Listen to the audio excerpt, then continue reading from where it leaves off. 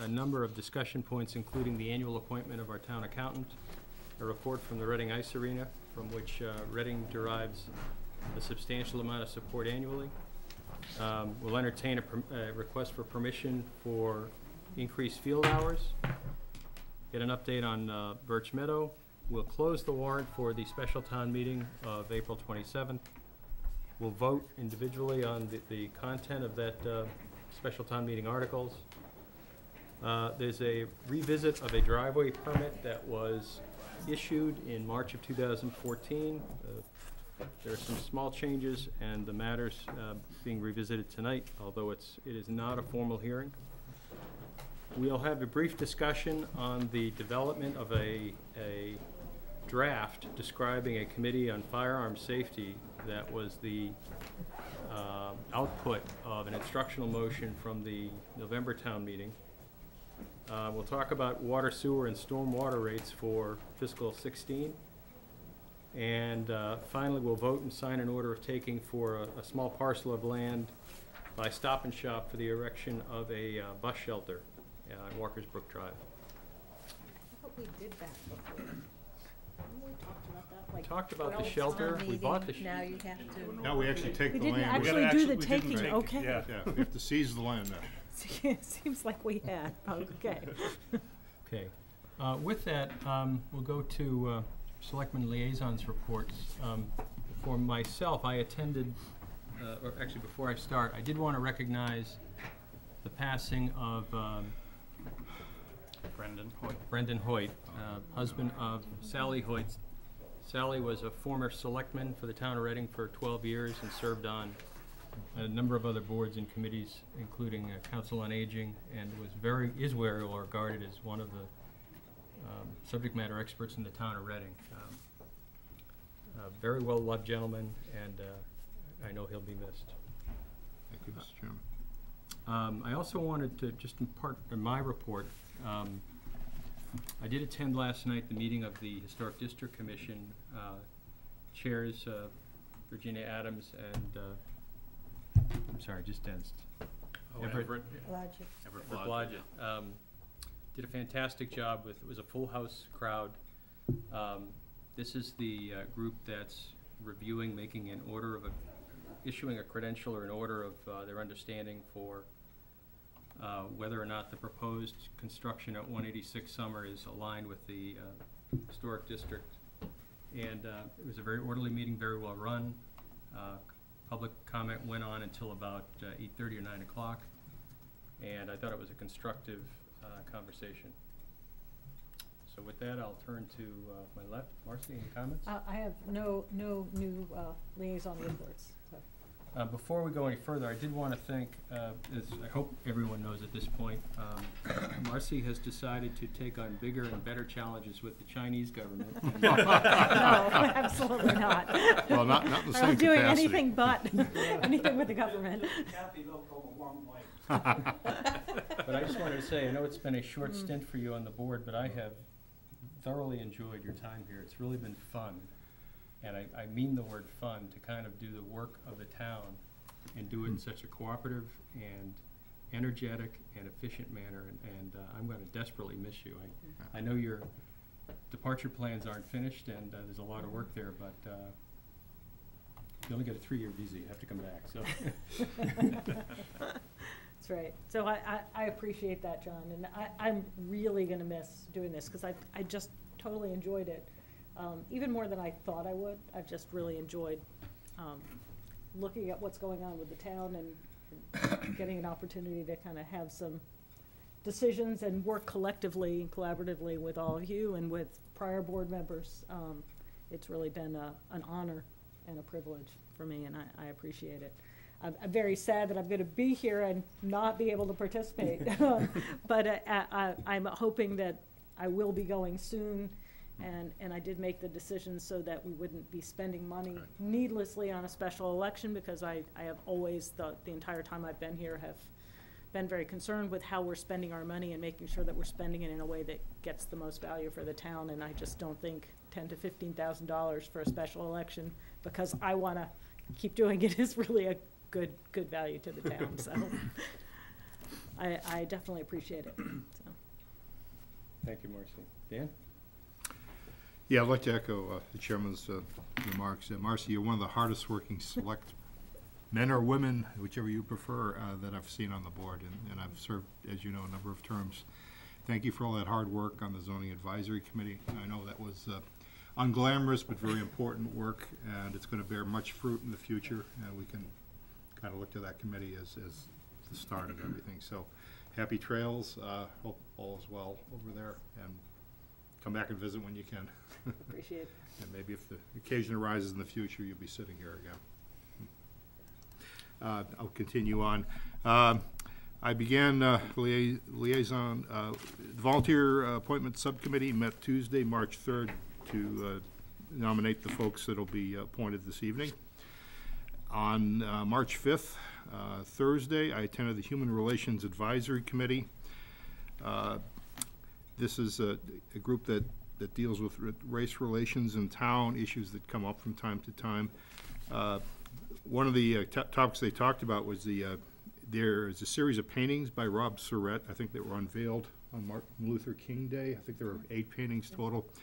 They represent various humanitarian honorees, including but not limited to Martin Luther King, Abraham Lincoln, Lenny Zakin, Harvey Milk, Albert Einstein. 2 of those paintings are going to be painted in reduced form and put in this room at some point. So, and those will be, I think, on general display throughout the town. The group also discussed plans for the Stand Against Racism effort in early April with Metco Director Jason Cross, who attended the meeting. I also have been participating, as I've given you reports, on the interviews with 9 candidates for the Administrative Services Director. Bob may have a report on that for you on March 10th and 12th. Also attended the Early Childhood Space Study Committee on March 12th. The committee's work by vote of the school committee will be suspended until fall of 2015 to allow the school committee to focus on issues surrounding the deployment of the portable classrooms and do some additional thinking about what they need to plan in the long term for general enrollment issues. Also attended the Council on Aging meeting on March 10th. The Trust Fund Commissioners paid a visit to the Council and reviewed the status of all the trust funds that help the Council, help fund certain Council initiatives. Concern, Bob, that got raised in that meeting, one Council member was wanting to know from us, and they're supposed to send an email requesting this, clarification on which board or commission bears liability for the proper tracking of expenditures in these trust funds. They're not sure it's them. They want to know who it is. Also, there were some questions about the status of associate memberships. I tried to explain that as best I could. I think I saw their associate members voting with the quorum, and I will backtrack and check with the chairman to see if that actually did happen, because I don't think that's supposed to happen on the board, but I will check on that. And then, as Chairman Arena indicated, I attended the Historic District Commission hearing last night, which actually was continued until April 2nd, I believe, after they agreed to do that by Town Council's suggestion after we left, just to allow any additional inputs to be offered to town staff. So their mission is to issue a certificate of appropriateness to the applicant. Their purview is over exterior features of the building, preserving historical aspects of the facade, et cetera. Not so much the parking and the layout of the lot, which was CPDC's purview when they granted the limited site plan review. That's all I have. Thank you. John? Well, thank God that one of us is working so hard. Oh, really? Because I certainly haven't. And, I've been away on vacation since the last time we met. You do have a good tan. You do have a do. good Well, tan, yeah, that's right. There's nothing like Southern California at this time of year, out on a baseball field day after day, There's watching no my tans grandson play here. baseball. So, Nice. so that's what I've been doing for liaisons, which are probably not admissible as evidence here. However, I did have good vacation, and I expected that you folks would have taken care of all the snow. However, I was dismayed as the plane was landing this morning at 6:30 to see that the snow was still all out here. But I did send him a picture with them plowing turf too I was very yesterday. happy about that. It didn't slow down the phone calls or the emails, which I was happy to engage as we went along. The other thing I'd just like to say to you, Marcy, is how much you will be missed by all of us, but especially by me. I just have to say that you were very inspirational to me personally from the standpoint of making a decision to run for one of these seats. I watched your enthusiasm and your interest in every citizen in this town, making sure that you were watching out for them and their interests, and frankly, that was very inspirational to me, and I want to thank you for that. Tell you how much I'm going to really miss you. I don't think the citizens realize how much they're going to miss you and your hard work on their behalf. But as Mr. Arena says, the visa's only good for 3 years, so it is our expectation that you'll be back doing what you do best, which is looking out for all of us and doing a great job of public service. Thank you so much in so many ways. Kevin? I'd obviously like to echo my fellow board members. The thing that I was always most impressed about with you, Marcy, is, the saying "the devil's in the details" was something that you obviously really took to heart, because I was always very impressed with how you really brought everything down to a very detailed level. And that's where you really find where we can make mistakes and we can do some better things for the town. So that part will sorely be missed, because that's definitely my weak part. I kind of leaned on you to make sure that that part was taken care of. That was one of the things I think that was most impressive, is that you looked at everything as a whole, not just at the big level, but at the small, minute level, and was really able to, affect some great change in this town. And I think, certainly the work on the bylaw and zoning committee is something that's going to resonate for the residents in this town for the next 20, 30 years, and that's a great accomplishment. But hopefully only that long. Hopefully only that long, we'll change it again. Yeah, let's not wait 65, because really it was too much. So I do commend you. You will sorely be missed, and but you will be back, so that's good news for this town. Thanks. You're welcome. Other than that, the only other report I had, I did attend our cemetery building at the request of the cemetery committee. Bill Brown had asked me to go take a look at it. So I went over just to take a look at the building itself. It looks, it's an interesting building. It certainly looks like it's ready to fall down from the outside walking into it. It's not in that dire of a condition, which I was pretty pleased to see. But in walking around there, you can definitely feel where they are bulging to get their day-to-day business operations done. So I know Bill wanted me to come over there and take a look at it. Obviously, we have that coming up for a warrant article at the next town meeting to see if the town wants to build a new cemetery building. And I'm sure there's going to be some interesting discussions in regards to that article that night, especially with the asking of $2 million. But the building itself is actually not bad. The setup really is. And I think that's, probably where the discussion should lie. We're not worried about the building falling down, but, we certainly should be worried about having a better, more effective building moving forward, whether it's now or in the future at some point in time. So those are the only two topics that I had. Thank you, Kevin. I got swooped up by Mr. Brown also, I meant to mention that. And I do have some pictures of the facility, which I'll share with the board.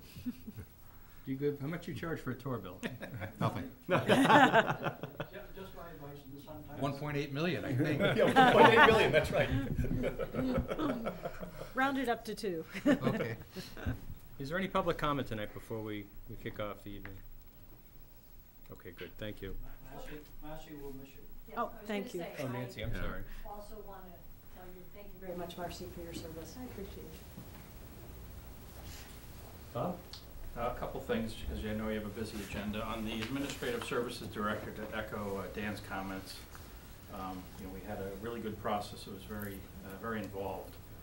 The candidates at the end spoke very highly of the process, which was nice to hear. They were most impressed that Dan would be there. Whether they know Dan by reputation or not, I don't know, but that was one of the comments that came out. Yeah. Was that a selectman cared enough to be part of the process was really very important. And Dan's advice was terrific. I don't have an announcement yet, but an announcement will be shortly forthcoming. My comment will be that we saw a caliber of candidate that I have never seen apply to the town of Reading for obviously a higher position, but I've just never seen it.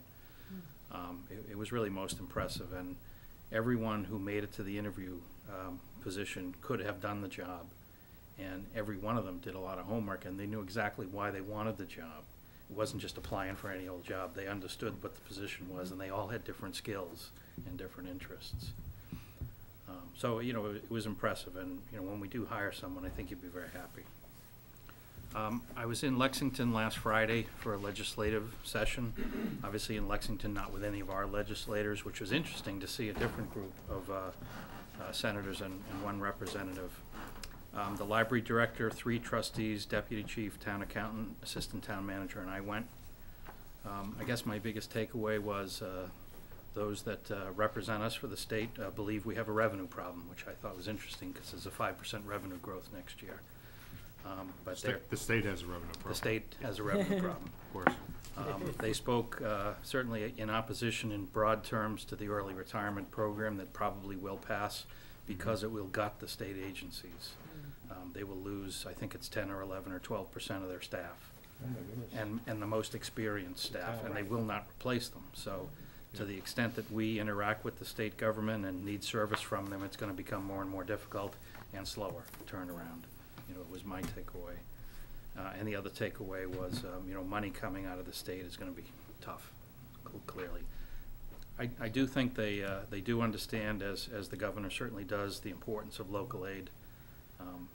But much like us in our budget process, there's a lot of things that are not things you can dodge. You know, healthcare being the big problem for them as well, in different ways.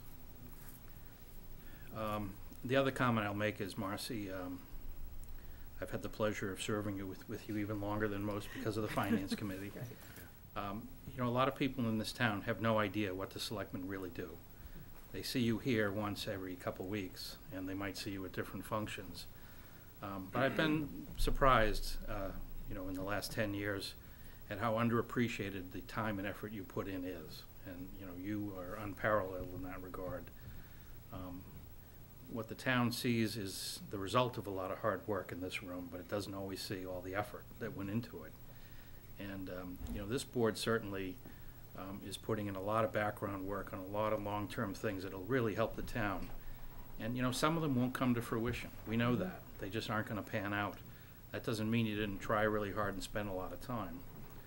So just as a resident of the town, I'd like to thank you and all the board that you really do look out for the best interest in the town, and you work very hard. And I don't think everyone understands that. And FinCom still misses you, by the way. That's all, John. Thank you, Bob. Next on our agenda, we have a number of personnel appointments. As the members of our VASC could speak to those more fully. Sure. I'm just, in the interest of being brief because of our long schedule, I'll reserve, if you have any questions about the candidates, I think their resumes were all submitted to you. I will move that the Board of Selectmen confirm the Volunteer Appointment Subcommittee's recommendation to appoint the following people. Brian Snell to the Council on Aging with a term expiring June 30, 2016. Karen Gonsalves Dolan to the Community Planning and Development Commission with a term expiring June 30th, 2017. Sandra Papaya to the Economic Development Committee with a term expiring June 30, 2017. Kurt Habel to the Town Forest Committee with a term expiring June 30th, 2015. And Brian Snell to the I think it's the Mystic Valley Elder Services Board of Directors with a term expiring September 30th, 2015. Very good. Second that. Marcy seconds. Any further discussion? Any comments, Dan, in terms of the process, or? We had excellent candidates. We thought we might have had a second candidate for CPDC, but they withdrew, and I don't know if the gentleman might be a possible future candidate for other boards, but we'll cross that bridge when we come to it.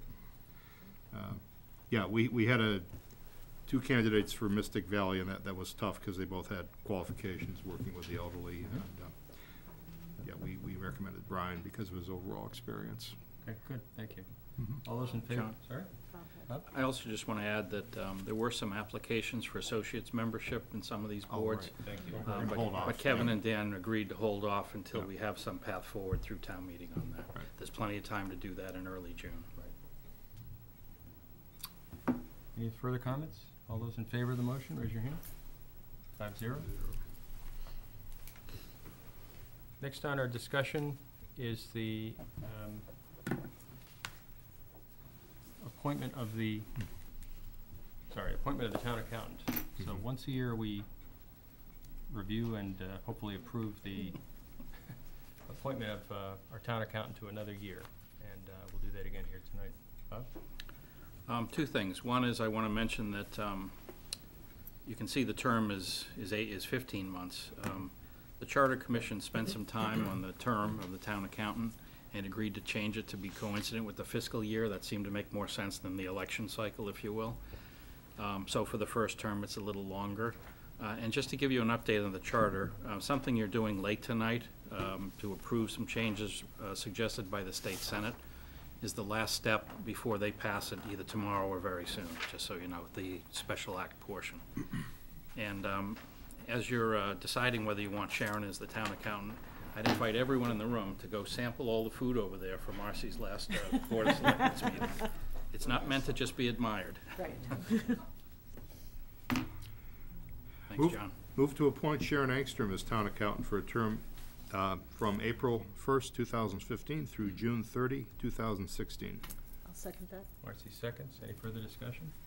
I just want to say I've been really impressed with Sharon and her work as the town accountant. I think she's really dedicated and is always very detail-oriented and has had some interesting wrinkles that have come up.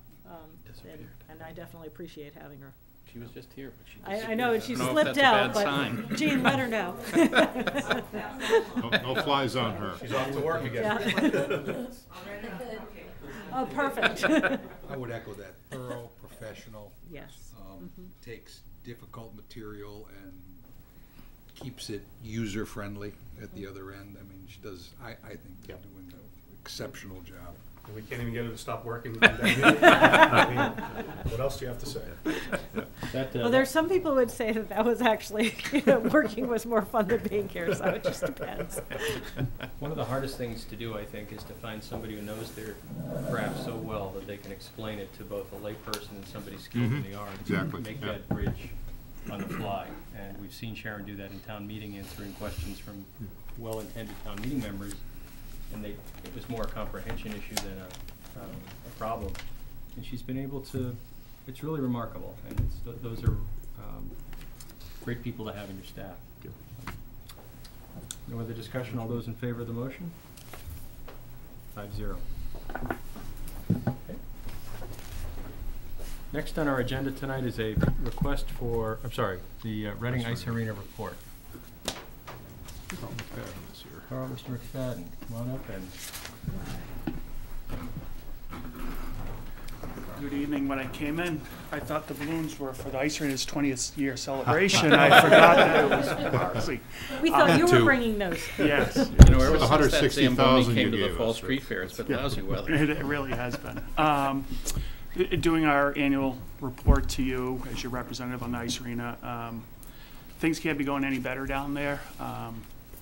This year we returned 160,000 in change, which is the highest amount ever back to the town. And we have a reserve fund over $200,000, which we want to be able to do. But we're able to buy an electric Zamboni as opposed to the gas one. So the air quality issues are non-existent. And people are excited about that, as well as fuel savings we'll be able to have there. It's much quieter too in between periods there. One of the things that we did do was our friends to the north, North Reading Hockey, was given notice last year because Reading Youth Hockey wanted more time because they have to go over to Holland Rink over in Woburn, and certainly Mr. Burbank, his intention from the get-go was black and red, not green and yellow. We have since worked out things where North Reading is, whenever we have excess time and the Reading Youth Hockey doesn't need it, like on a late at night, like an 8 o'clock when the kids aren't using it. We'll be able to hopefully accommodate some of their activities. I know some of the people in North Reading, the coach lives in Reading, and he may have reached out to you. It was addressed last week at the meeting for them. Everything is going very, very well. We're not anticipating any major capital expenditures in the next year. And, you know, certainly financially, it's extremely solid. You never want to be the white elephant, as Nelson did. And with the boys winning the state hockey title last year and the young ladies winning it 2 weeks ago, it certainly was what the donation was entitled for in his grand vision, as he told me last week. 95 years old and is as competitive as anyone can be. It's amazing. It's amazing. I open it to any questions you may have. I know some of you guys have been, I know Bob's taken a tour, and John's been down there, and everyone. It's so extremely well run. It's easy. I mean, it really is. I mean, Ed's been doing it for 20 years. It's a model. It's really a model for, Yeah, you know, it is. how that can happen alongside the town, and not only pay for itself, but obviously pay many kinds of dividends beyond financial to the town. Yeah, and I think in a testament to that is you're seeing the difficulty Wilmington's having with their ice arena and trying to figure out all those types of things. We don't have those type of issues here. Bob? Wilmington reached out to us early to borrow some expertise from the town as to how to do the right thing. And the only stipulation was it doesn't include hiring Ed. And I know what they concluded was we need to hire Ed. Because it's not an easy thing otherwise. It really isn't. So, Yeah. so my question would be, do we have succession planning so that there's some backup? Yeah. Is there something in place? Yeah, a lot of people have tried. A former superintendent in Reading tried bringing him over to Endicott College because they were building a rink, and he got shot down pretty quickly. So that Ed is in much demand there. So you know, one of the things Ed did mention to me this morning when we met was because of all the snow, as everyone knows, you know, we had more cancellations because, you know, you can't have a game when there's a foot of snow falling outside. But, you know, so the revenue may be down a little, but nothing material, shall we say. Carl, as you think of this past year, are there one or two events that contributed to this exceptional year in terms of the funding? Was it either the lack of major spend, or was it exceptional on the revenue side? What we were able to do was we were able to get a lot of the capital projects done the previous year, so we didn't really have any big outlays, besides, you know, obviously the Zamboni. But there's just such demand. It's because you know, one of the questions I did ask Ed today, I said, you know, is Reading High Hockey happy and Reading Youth Hockey happy? And he's just like, no one's happy because they just want so much of the time. You know, in theory, they could put another rink down there and it would be full. Isn't gonna happen. It's not gonna happen. But there's such a demand because if you go to some of these other rinks, you know, and I know it's on public TV, but you know, I'm entitled to my opinion, I should say. You see what's going on over in Wilmington, obviously, and you go to some of these older rinks that Stoneham had issues over the years. Certainly down South Shore, Saugus has had their issues in terms of it's just incredibly cold, and they were built 40 years ago, and all those things. So from a desire, much like the field house, everyone wants to use the field house, everyone wants to use Burbank rink, so there's always a demand for our time. I think it speaks to the whole general issue of recreational demand. Yeah. I mean, you know, we see it obviously with flag football, we see it with hockey, we see it with softball. I mean, just in general, I mean, there's a huge demand for recreational time in this town. You know, and certainly that's a testament. And if there's any opportunity to be able to get more recreational time, there's a plug. Yeah, and that's one of the things about Reading. People come, I personally believe, because of the quality of life, and that's a big part of it, is having these type of facilities from the Burbank Arena to the Y to everything that Reading does have. Another part of that is taking care of your facilities. Not every town does that, as we've seen this winter. And that's when Mr. Burbank did make the donation. I know that was one of the most important factors. The white elephant factor was take care of it, don't ever let it be a problem to the town in terms of maintenance or capital. And they've done an excellent job for 20 years of doing that. The building's in really good shape. When it's needed attention, it's got attention. And, I give them credit for that, because that's not the way that everyone runs their rink. So that's a big part of, and the same goes with our turf fields over in the schools. We try to take care of all our facilities. And one of the things which is funny in terms of, I love joking with Nelson. He's 95 years old, and he actually goes in and inspects that rink every week. Goes right to the bathrooms to make sure they're up to quality. I mean, it's just amazing. I mean, he takes certainly such pride in it, and I think that's something that Ed certainly understands when he sees it walking through the door, what it needs, the expectation level it's supposed to be. So, any additional questions? I know you got a busy agenda. Thank you very much. Thank you. Carry on. Safe travels. Thank you.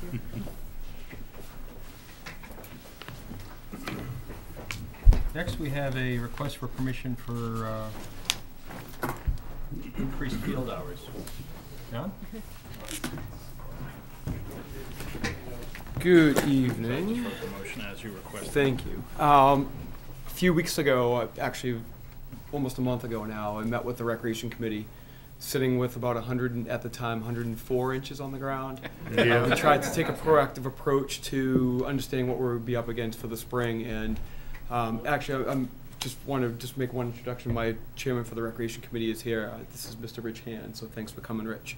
But we try to take a proactive approach to what we might be up against coming around April. And here we are coming around April, and we still get a significant amount of snow on the ground. We're looking at grass fields not opening for at least another 3 weeks, probably 4. Trying to be conservative. Losing Coolidge will be huge for that period. Pushing high school athletics back to turf, which we just were lucky to get cleared thanks to Dr. Doherty and his staff getting that done this past week. So that was exciting, and I know our youth organizations are happy, and our high school groups couldn't be happier to get back out there. So taking the proactive approach, we looked at the Sunday morning issue, which many of you know that we typically don't have organized sports before noon here in Reading on Sundays. We thought it'd be great if we could extend that opportunity to the Reading organizations, relax that for the spring season, basically from now until the end of June, to give every opportunity to not have to cancel games, number one, but to add practice space, and to allow these organizations to catch up and get all of their spring season in without shortchanging them. So what we looked at was, well, why do we have the before noon policy? And it's mainly because many of our fields are settled in very thickly settled neighborhoods, including Washington Park, Sturgis Park, Little League Park, for example. What we looked at was the Virtual Complex, which is sort of away and out of most abutters' purview and shouldn't be very disruptive. So we looked at that area. But we also looked at the valuable asset down Simon's Way, where there's not a lot of interruption behind the ice arena. And we looked at the turf field, as that only has several abutting houses and can accommodate a lot of different activities and isn't subject to rain. Did I say? You didn't say. Oh, I'm sorry. Parker Middle School. Thanks, Bob. So those are basically the fields we're asking for a 9 a.m. start, to be relaxed and allow me to have some flexibility for scheduling. Just to make sure that we can get everything in. We're already looking at groups needing extra hours to get double headers in, to get extra practices and events in, and I think this could be a huge coup for us to be able to open that up to our groups and really show them that we're committed to our programs, our youth, and our families. John, so you're looking for a 9 o'clock start until through what date? Through the end of June. So I would say if we took it through basically the end of the school year, that would be suffice, which I believe we end around the end of July this year. August 1st or so. Why take any time off? Just keep going right through. The youth season is scheduled to end around the 14th of June, so if we have the extended week just in case, Okay. would be helpful. And this is for both games and practices without restriction? Games and practices without restriction. The one restriction we could put on there is that we wouldn't allow any kind of amplified sound in the morning, just to give that little extra. That's probably not a bad idea. Especially for something like Morton or something like Parker Middle School field. We don't need announcements at 9 o'clock in the morning. We try to stay away from that. What's the current start time? Current start time is noon. Noon, okay. Noon. So if, to get daylight in, it would add essentially 2 games. If we start at 9, we could add 2 extra games to the schedule. In a practice, you could add up to 6 or 8 teams in a 2-hour, 3-hour span. Of course, another reason for starting later is so folks can go to their worship services on Sunday Yep, morning. that- I hope that that won't unduly interfere with families' plans. Yep. Any other comments or questions from the board? Bob? I think this is the first time the board's been asked to do it because of snow, but it has happened with prior boards for rainy seasons. Okay. No other question? I'll entertain a motion. Move to approve increased field hours for the Birch Meadow Complex, the Simons Way Field, and the Parker Middle School Field for a 9:00 a.m. start on Sunday mornings through June 30th, 2015. I'll second that. Marcy seconds. Any further discussion? All those in favor? 5-0. Thank you, John. Thank you very much. Appreciate it.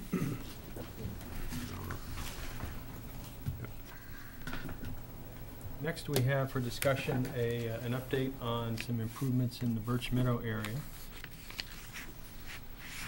The lighting. Lighting improvements. This will be the topic of one of the articles on the special town meeting. You'd come before us several weeks ago, John, to give us kind of a schematic outline. And we're here tonight with the finished product. Yeah, I actually wore my sunglasses on top of my head till about 8 o'clock tonight, and I'm planning on going to bed, trying to force the sun and force the good weather to come. So people always ask me, why do you keep your sunglasses on? And that's really the reason. What I'd like to talk about is opportunity, and we've got opportunity on a couple of fronts here, and I'd like to talk about that tonight. The hot topic right now, besides the fact that we still have a couple of feet of snow on some of our fields, is I'm hearing wait lists. I'm hearing overcrowding for practices. I'm hearing no practices and just games. And when I hear that, that kind of it frightens me, honestly, because I think practices at the youth level are far more important than playing games. I think they're far more beneficial. They get a lot more out of it. And I hear that they've got to close down registration early because they just can't handle the space. So I'm here to talk about a light project at the Birch Meadow Complex and the opportunity that presents for us to do something great for the community, and also the opportunity for us to possibly save some money over the next few years, and doing this sooner than later actually gives us the opportunity to do that. Currently, our in-town activities are growing at about a 10% rate per year. Just the softball complex alone, we're seeing over 2,000 people use it on a given night. Based on, it could be whether it's men's softball, it could be youth soccer, it could be youth lacrosse. But the point is we have an unmet demand, which is probably even higher. Many of you will remember that we've gone through the process of the Birch Meadow Master Plan, which is done. It's a living document. We've been lucky to have it funded for about $2.3 million from the year of FY17 to FY25. But with it being a living document, our priorities have changed. And looking back and kind of how we have arrived at some of those decisions and done some cost estimates, some of the stuff just didn't make sense looking back. This board has charged the Recreation Committee with going back and looking at the Birch Meadow Master Plan. And we're making slow progress, but we're making progress, including a community survey that we're planning on getting out within the next couple of months. And that will really tell the tale of the priorities for the community and help us refocus on those priorities. One of the things we know that we probably will not do, actually I could say we definitely will not do, is shift the fields. Because shifting the fields is such a giant expense, and the benefit was just not commensurate with what we were going to spend. So we've decided to axe that. We don't know exactly what will happen, but what we do know will happen is lights will be a prominent part of that expansion. And they'll go up around the circumference of the field, and it shouldn't have any impact on what we have there. So we know that we want that for sure. We have an opportunity to expand by what I'm estimating is about a field and a half. And if someone told me I can go out for $1 million and get a field and a half, I'd probably be pretty happy. But this light, the addition of these lights provide us with extra hours. In the fall, it's almost doubling our nights, and in the spring and summertime, we're gaining 2 to 3 extra hours per night, which is just a huge coup. And from a scheduling standpoint, it's huge because it doesn't have a direct correlation to every organization, but the indirect is huge. Being able to move a men's softball group out of 6:30 time slots and put them at 7:30 where they prefer it and they can get all their games in, is much more advantageous than throwing them at 6:30 where they're rushing from work and bumping a youth program I out. think you're being much too modest. You've invented the first 29-hour day. I would have actually settled for the 25-hour day. The opportunity here is we have an economies of scale to take advantage of. If we buy more than one of these systems at a time, rather than doing it by piecemeal, we can save an abundance of money. I don't have an exact figure for you, but I know that it's out there. Companies I've been talking with said it's for real. I'm going to show you some estimates later on the presentation that will illustrate that. Do you have an estimate? I know it's early, but do you understand what the delta revenue might be because of the extra operating hour? Is that something you'll cover? You're stealing my thunder. It's coming. It's Okay. coming. Jump Thank ahead, you. don't jump ahead. But we like to look at this, like the school department just did a great performance contracting of all their facilities. We're looking at this in the same light, that we can bring some energy savings and some cost savings to what we're running. Right now, what we're running is energy hogs. They're far too inefficient, and they're quite honestly not even good enough. Right. So they're working in an adverse way in two different ways. The recreation revenues could certainly be something that we could look at in terms of helping pay for the project. The Recreation Committee last week discussed raising fees, not just for programs, but for field fees for users to help offset some of these costs. And many of you may not know this, but the surplus from the Recreation revolving fund goes back to the general fund each year. And last year we turned back 60, in years past we've turned back up to $140,000. So we're somewhere between that range each year. We're estimating about $100,000 going back this year. So the revolving fund is definitely working, and we're definitely being able to show a profit just running our normal programs and collecting our usual field fees. The improved aesthetics, I just want to show you a couple of pictures. These are kind of facsimiles of what is actually out there, but they're not all that too far from the truth. The picture on my right-hand side, or on your left, is not too far off if you've gone to the green shed and looked at the conglomerate of wires and transformers that we have there. It would be nice to just clear that up. It's a beautiful complex until you actually look up. So we always try to get people to look down. Our goal would be to bring something of this nature to our fields. If you look at this really closely, you see that there's actually parking lot lights, because the lights are so well directed that they need to add extra lights for the parking lot, because they're really focused on the area that they're meant to be focused on.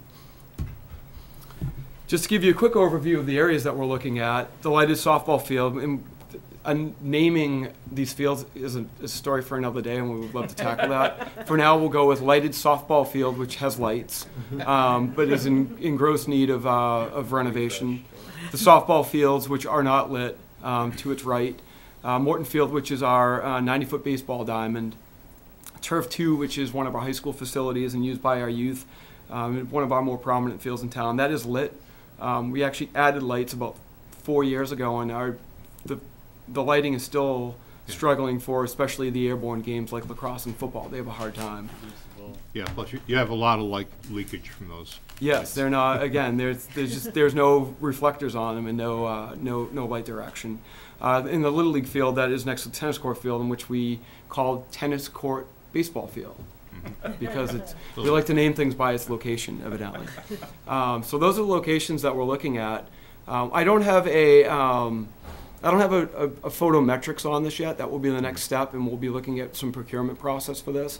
Once we have that, I'll be glad to come back here and maybe have a discussion with this board and maybe the neighborhoods. Would make sense. Just a point before you leave that picture. Sure. The area you label softball fields on the right, upper right, that's not only used for softball, but often for practice sessions. Yep, that's a great point. Thank Yep. you, Dan. So not only is softball going on, but practice.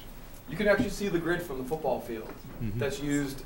We use that field for freshman football often. We actually Flag football out there as yeah, well? last year we actually imported portable lights that you see on the highway. Carl and I combined forces, and we rented 2 banks of them.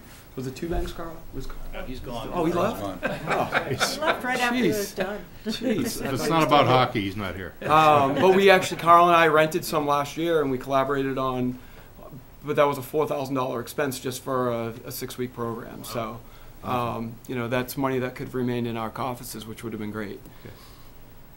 And again, before you leave there, so I know that the tennis courts, looks like in that photograph, were under construction, but the lighting there is the newer style lighting that Yep. you're talking about. Yeah, we're enjoying the newer style, the benefits of it already, and I'll get to some of those benefits Yeah, of because what it these seems like, lights- I mean, those lights are on all through the summer till 10 o'clock at night. Yep. And without, Yep. without really bothering the neighborhood. From what Yep, I- they're scheduled till 10, and they're very much directed. Actually, I can tell you a story. I was coming down Bancroft Ave one night, and I go, oh, the lights went off. No. And I got down there, and they were actually on. I was shocked. I thought they had gone off. Is part of the project to integrate the control of those lights which already exist with the new lighting that you're proposing here? Yeah, what will happen is this will all wind up on one website. And access will be, for instance, right now, our tennis court lights and our high school football field lights are all on one website. This would just be added in, and access is very, very limited around town. There's about 3 people that know how to turn the lights on. Goodness. Yeah. Any thoughts about the skating rink in the upper left as part of this effort? Yeah, actually, the plan on that was to take some of the less great lights and move those over, actually, because the lights that we're using out there right now, I believe, are high pressure sodium, and we could actually put better Repurpose lighting. We'll get rid of that yellow light Yeah. and put some better lights up. So we could actually, we could probably reuse some of the ones that we are taking down, and maybe at some point have those put up and just reconnected. That would be the contingency plan for that, though, and try to. So there isn't any funding per se for the new technology, but you could repurpose kind of what you already own. Right. And remind me, John, is that field used during the summer once it dries up and drains? It is. It's actually a great field once it drained, but we have very limited use because of the fact that it stays flooded for so long. Yeah, It takes a while to. It takes a long time. It's actually the recharge area for the high school drainage. Yep. The whole site, Okay. I think, yeah. It actually comes in slow phases, so you can actually see where our guys can actually cut and where they can't. And every week it gets a little bit better, where they can get a little bit, they can get one more run of the 8-foot or 12-foot tractor. But yeah, it's slow. In the fall, we actually get a lot of use out of it. In fact, the freshman teams and JV teams may even get practice time down there. Good. Moving on, just to talk a little bit about the capital plan. The current capital plan was calling for $2.3 million. We talked about $1 million of field work that was doing some moving of the fields, but it also included about $150,000 of doing the softball light upgrade, $500,000 for pavilion, money for basketball multi-purpose courts, some improvements at Morton, and 300 in miscellaneous paths and other ideas that we had. So those will reshift when we go back through the process. We'll relook at what the community is looking for, and we'll kind of regenerate that. What we are proposing here is to go with $1 million just for the lighting plan and light everything now instead of just the softball field, and then allocate the rest of the 1.5 to do the rest of the menu items that we come up with. Some of them may remain. I foresee the pavilion probably being something that we can do and it becomes a revenue generator down the road, and some of the courts will need to be done over. So all of that will be redirected. Question. Sure. Go ahead, yeah, he's first. Dan. So the 1.5 million Birch Meadow master plan, that's not for designing a plan, that's for actually implementing some of the items. So you might want to just list that a little differently. Like 1.5 million for a plan, that's a lot. Yeah, it would include, we'll Okay. change that slide to include the Ideas. items. We Yeah, could probably include the throw real some, items. throw some concept items on Yes. there, sure. The 1 million, is that the figure you're going to town meeting with in the special town meeting? Yes. How was that figure developed and who's reviewed it? I'll get to You'll that. see. I Okay. have a next Yeah. slide. You guys are good. You know all the right questions to ask. You know, John, as you think Oh. of this and the fact that you've got some regenerating capacity in either the pavilion as well as the recurring revenue from the extra hours, some of these you'll have to decide, but some of this work which could be deferred might actually be funded in that separate follow-on phase, and therefore you get more of the hard work done up front. Yep. Is that part of the thinking? Yeah, I think that would be. I think if we were able to get this piece done, this sets us up for some great things down the road for sure. But you'd actually be able to fund some of this beyond this out of more than just capital. Bob? Depending on what the Recreation Committee's survey learns, it's quite possible that they go to November town meeting, or perhaps maybe a little more likely to next annual town meeting, and explain what the $1.5 million is for and go get more debt for that. So indirectly, yes, all the revenue spill-offs, which John's gonna show you a lot more And of, debt service. can help service the debt, Okay. but won't directly point in that Even direction. better if you can get it all across. Yeah. So this is actually a quote from the vendor, and this is when I talked about opportunity. When I originally approached a vendor for some cost estimates looking ahead, I said, you know, just to see, give me now and give me 3 years from now when it was planned. This was back in November. And it came back, and that's when I decided to share it with Bob. I said, there's a significant savings just for now. And this doesn't include an economies of scale, so if we pick 2 or 3 of these off, those numbers come down. We're going to save on shipping, installation. So there's definitely an economies of scale for doing more than one at a time. And it shouldn't be missed that the system that I'm looking at in particular offers a 25-year maintenance plan, which we're taking advantage of right now with our other lights, which is a phenomenal program where they're calling me when a light bulb's out and they're replacing it at no cost to the town. And this is a true zero maintenance program, and they literally do everything. Hands off. It is hands off. I've gone down and unlocked a box for people to get in there and do work, Right. and that's about the extent of it. So it's for real. And the online scheduling system is so great because I don't have to rely on volunteers playing with timer clocks or on switches and off switches and wonder if they're going to be shut off at night. I'll know, and I can set up automatic shut-offs, automatic on time. So it's really a great system. Has some entity in town that worries about energy efficiency reviewed your proposed, are these LEDs or are they something else? We inquired about LEDs. Probably very expensive, I'm guessing. What we're hearing, they're extremely expensive, and the technology hasn't been developed to a point where they want to guarantee anything that they can, as far as foot candles Okay. and the same light that you're Yeah, that getting. could be a problem. Yeah, So they what- haven't quite got there what's yet. your We did ask technology about that. What are you using here? For The illumination. Illumination, what kind of bulbs and, there'll be metal halide, I believe. okay. Metal halide lights, and I'll talk a little bit about Right. the efficiency and what they're giving off for energy on this slide, actually. So this is the 25-year life cycle cost, and I thought this was interesting to show because it actually shows the savings. If we were to try to duplicate what they're giving us for light levels at the cost that we're getting it, in the fixtures that we would need, this is how we would basically view this. I'll take a field like Turf 2. If we would have needed to light Turf 2 appropriately, we'd actually need 73 lights of what we have now. I think we have something like maybe 26 on that field now. We need about 73 to get that light level.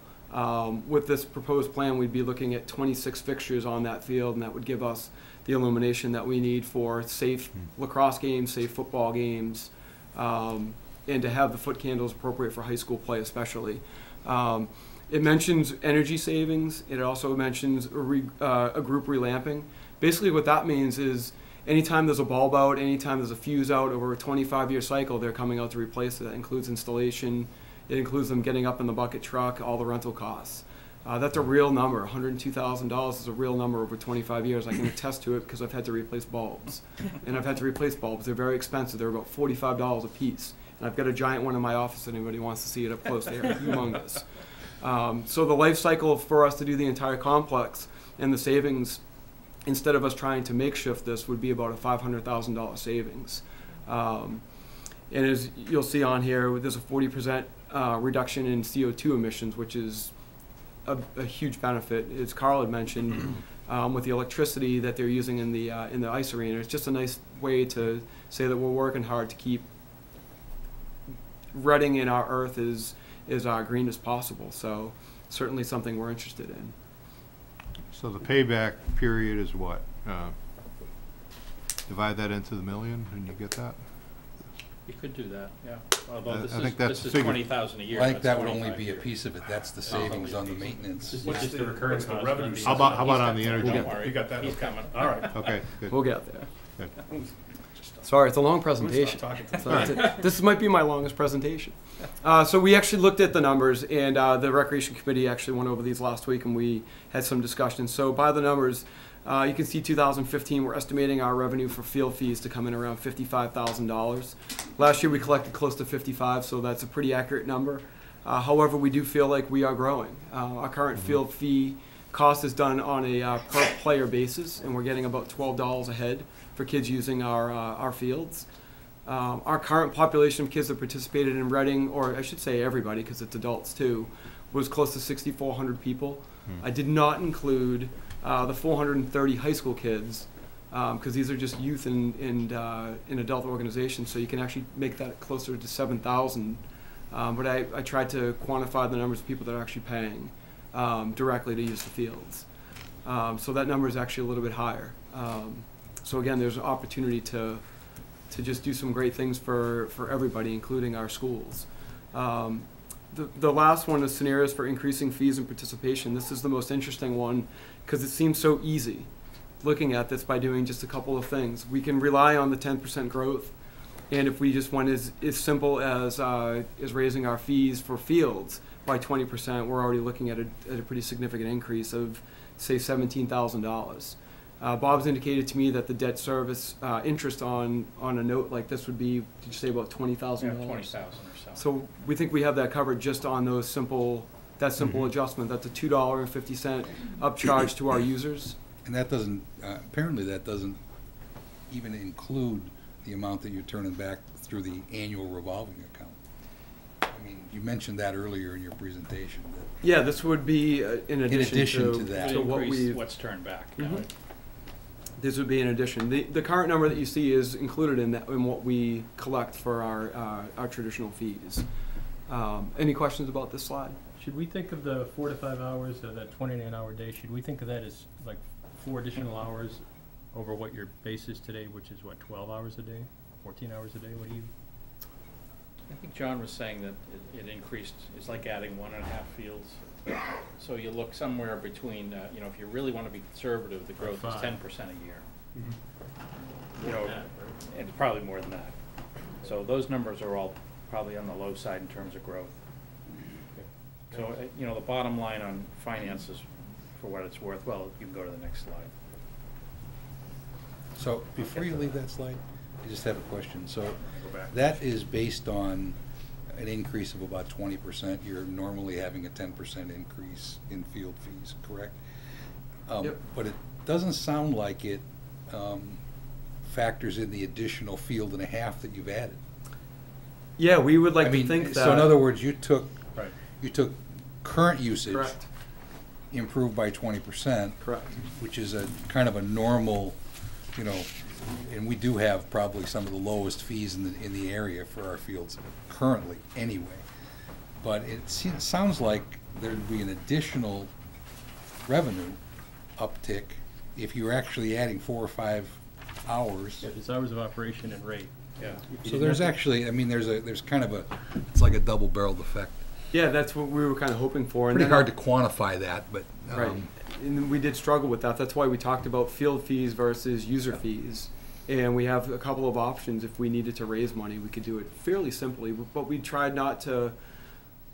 The users of the field would be our youth and adult organizations, so we figured that would be a great place to start. And we figured they could do that with a very easy pass-through to their own organizations without burdening the people that are signing up for summer camp or signing up for our basketball programs. There's no need to upcharge that if we don't have to. Yeah, I was just going to remind the board, who well knows, but the community may not, the Recreation Committee is not intending to turn a profit. They're intending to provide a service, and they charge as little as possible, in order to provide that service.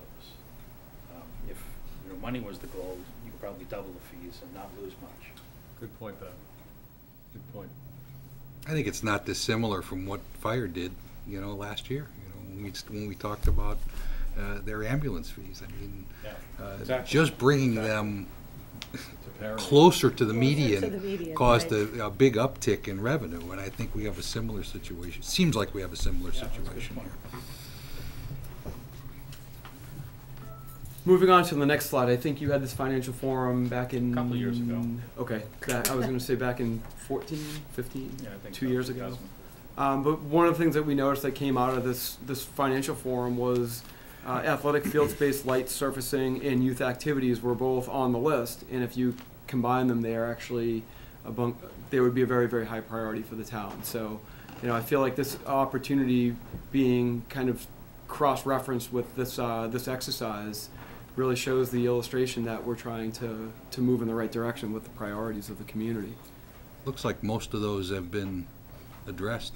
other than the ones that are highlighted by you. And I'll turn it over to Bob just to talk a little bit about his comments. Again, from a non-financial standpoint, one of the comments John didn't make tonight is the safety of the fields. And anyone who's used the fields knows that, you know, telephone poles in the middle of the fields are not the safest thing. So to remove some of those telephone poles with lights would be awfully nice. One of the things that you know, the selectmen in their 2020 effort and past financial forums are most interested in is sustainable revenue. And certainly in this community, recreation appears to be an extremely sustainable revenue. And I'll get back to that in a second.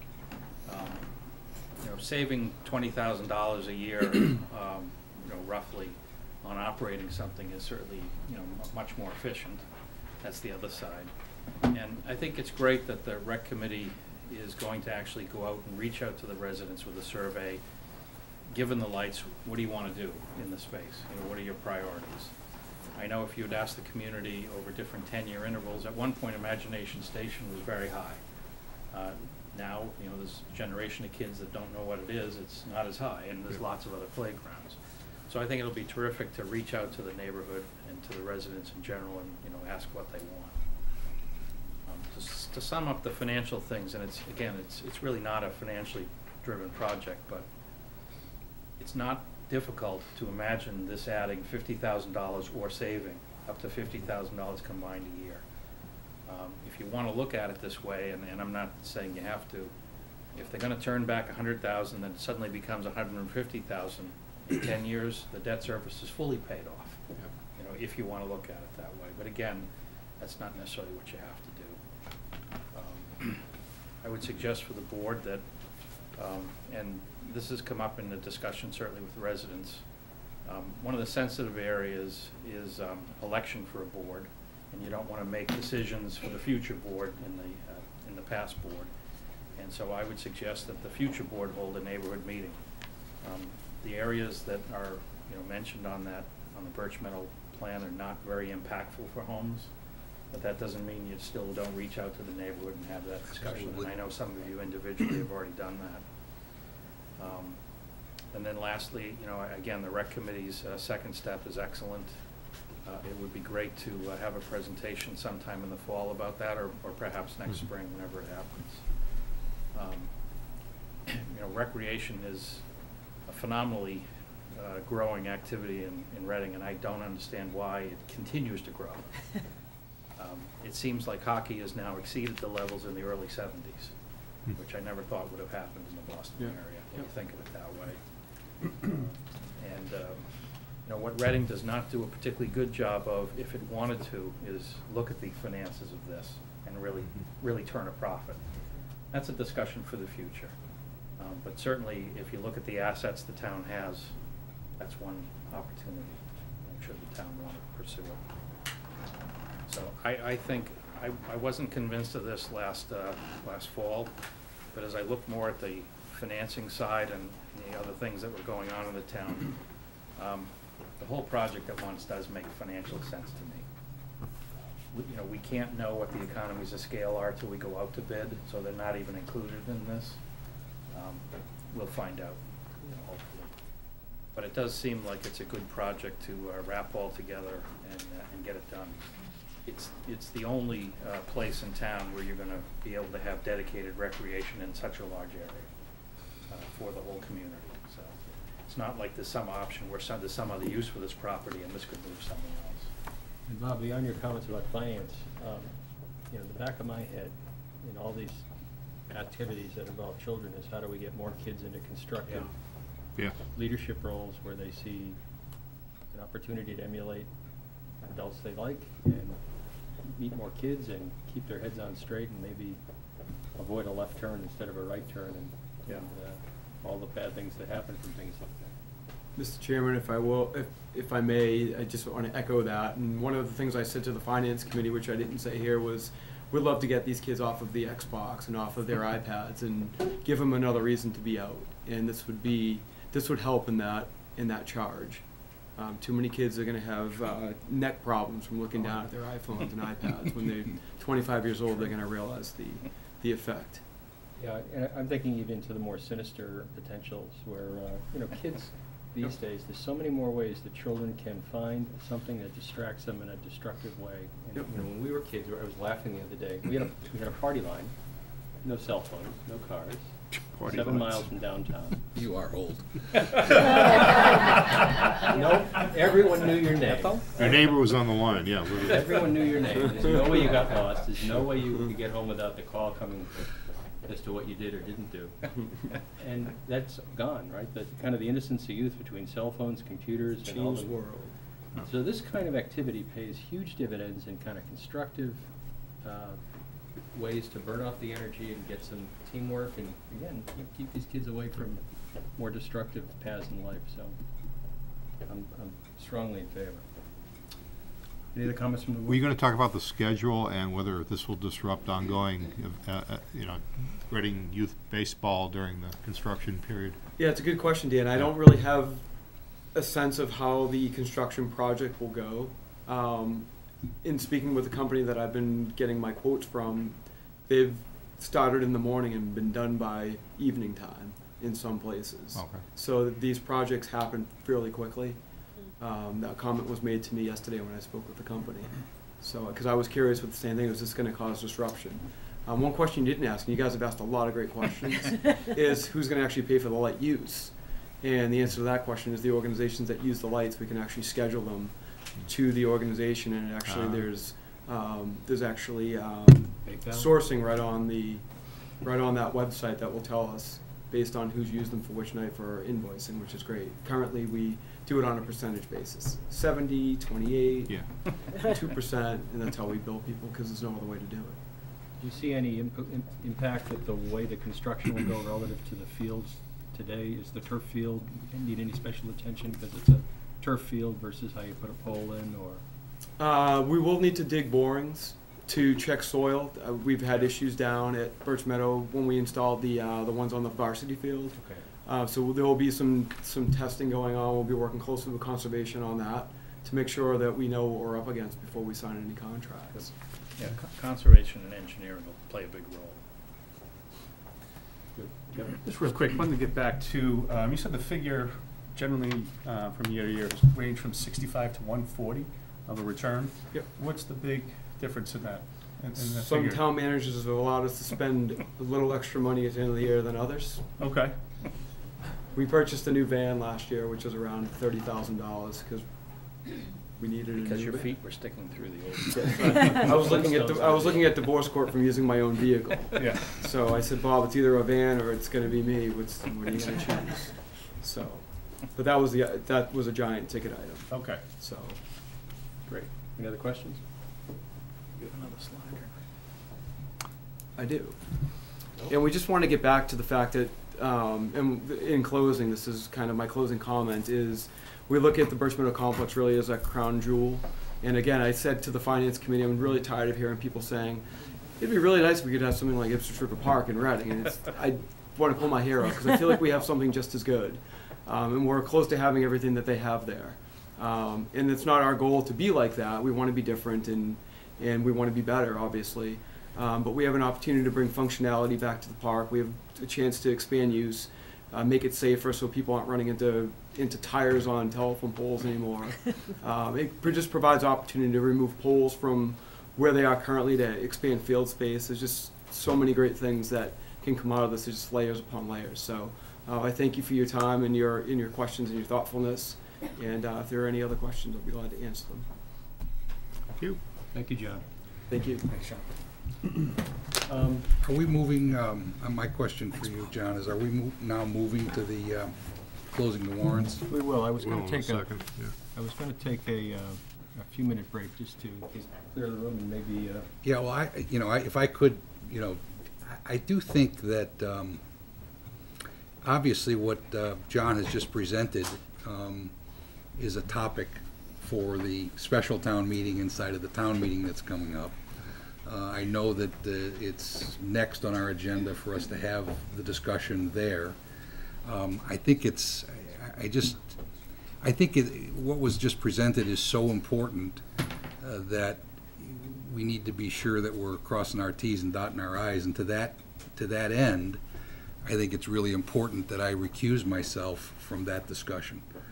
I've spent, I spent probably 10 years as an officer or member of the board of Reading Youth Baseball. I've spent a similar amount of time with Reading Babe Ruth. I'm currently a board member of Reading Babe Ruth. I'm an officer and a board member of the Friends of the Reading High School Baseball organization. To say that I, would have possibly a slanted view probably is an understatement. And I know that I've actually sat out here many times over the years, and I have watched previous board members recuse themselves only to sit in the audience and participate as a citizen. And I'm just want to say to my brother and my brothers and sister here that I don't want to do that. I think it's inappropriate. So at the break, I'll excuse myself. You can let me know when it's time to come back, and we're taking up a different topic, and we'll go from there. We'll save you a cupcake. Okay, good. Yeah, I don't need a cupcake. Why don't we take 5 minutes, and for those in the room who came late, we're here to celebrate the Marcy West's departure from the Board of Selectmen with some light refreshments. So why don't you take 5 minutes and grab a water, grab a donut, and we'll pick up here in 5 minutes. Okay.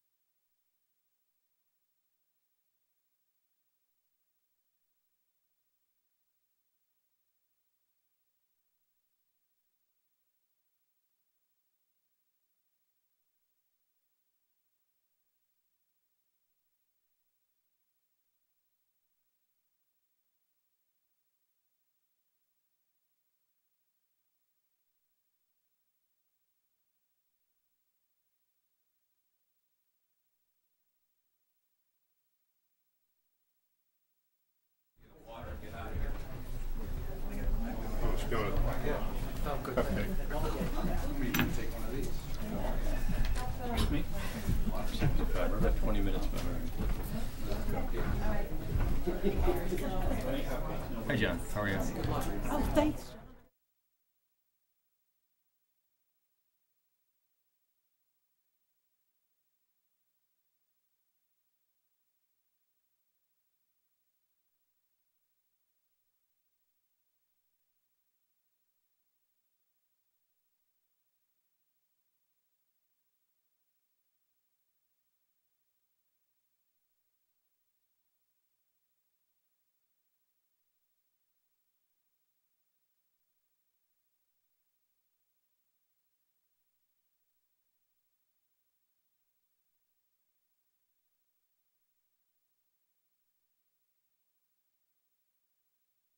To the question of authorizing the debt for the school modular classrooms. Dr. Doherty's here tonight to talk about that, and I'm sure the issue of the RMS retaining wall. And the board is sponsoring those two articles, 5 and 6, as a courtesy, and that's noted on your Thank you, Dan. your That's summary. correct. That's correct. And last is an issue that we discussed at an earlier time regards a potential litigation that's will also be presented. Bob? Let me go through some of the articles, and then Dr. Doherty certainly Can I, Go ahead. can I just say, so if we've got John Halsey out in the audience, is there possible for us to just discuss the lighting issue, which we've already had a big presentation on, take a vote on that, and then John can actually join us back for the rest of this Yes, discussion? absolutely. Okay. I don't have a lot to add to Article 4. You've just seen a presentation. My recommendation to you and to FinCom tomorrow night would be to shoot for the whole million and do the whole project now. Authorize the project, and we'll see what happens. Any other discussion from members of the board before? Is this on the subject of supporting the article? Then we can, The support question Close. comes Right. next. This is I think- purely, right, we should probably discuss the support, so John can come back. Yeah, and- Right, you could wrap right, it up. yeah. Yeah. okay. Well, I'll make a motion, and we can discuss it under the motion if you Yes, wish. please. Move that the Board of Selectmen recommend the subject matter of Article 4 of the April 27, 2015 special town meeting warrant, and again, that's regarding the Birch Meadow field lighting. Great. Do I have a second? I'll second that. Marcy seconds. Any further discussion on the proposed motion? I Marcy? would just say that recreation is something that the community has always had a very, very strong commitment to. There's a lot of interest. We have an opportunity to get some additional revenue from this to help to offset the expenses of it, and it seems to make sense to me. Looks like a project that will pay for itself in the long haul, and it will pay immeasurable dividends in terms of, as you so adroitly pointed out, the occupying the time of our youth very productively. And I think of it as a double header in that it's one If of you these, would no pun intended. Where's the snare drum when you need it? lift it up. Reading is really good at finding these projects that have social benefits and have economic benefits, and it's really kind of self-perpetuating. It's really clever. This is a great example of it. I'm strongly in favor of it. Yeah, no, I would echo that. Originally, I think when this was brought up, I was, much like you, I was a little skeptical about seeing a project like this come to fruition, but I, at the least, would like to see this tracked down a lot finer and see what the actual numbers and figures can turn out to be. Because it seems like it is a net gain in the long haul, in the short-term long haul, I should say, for this. So I'm definitely in favor of it. Any other discussion? All those in favor of the motion, raise your hand. 4-0 with, is it an abstention, Bob? That's a good question. No, he's out of the quorum. 4-0. 4-0. Okay. He left the quorum. In essence. All right. Let me go catch Okay. the recalcitrant. He's already been electronically summoned, so. All right, you have, Thank you. Thank you. Okay. Let me just say a few words about Article 5 and then invite the superintendent to fill you in. Article 5 is to, if you will, have an opportunity to turn the use of free cash into debt. So as of now, the February town meeting approved $1.2 million of free cash for the portables, for the modular classrooms. If you look on page 5F4, there's three possible actions by including this article, which I do strongly recommend. It's quite possible that we'll decide to table the article. The school committee will be quite satisfied with the prior vote of town meeting and need to proceed on that basis, and that's fine. There's another possibility that the article will move forward at 1.2 million or less, and we will request debt instead of free cash. There are financial advantages to that, but they have to be weighed against the project needs, basically. And then at the outside, there's a chance that, as you see in the write-up, additional funds that we need above 1.2 million, and that's a school committee future decision. So placing this article on the town meeting allows any discussion and a good deal of flexibility to happen between now and annual town meeting. I know the school committee and the superintendent have sort of preferences, and I'll just let John speak to that. Sure, thank you. Good evening. Good evening.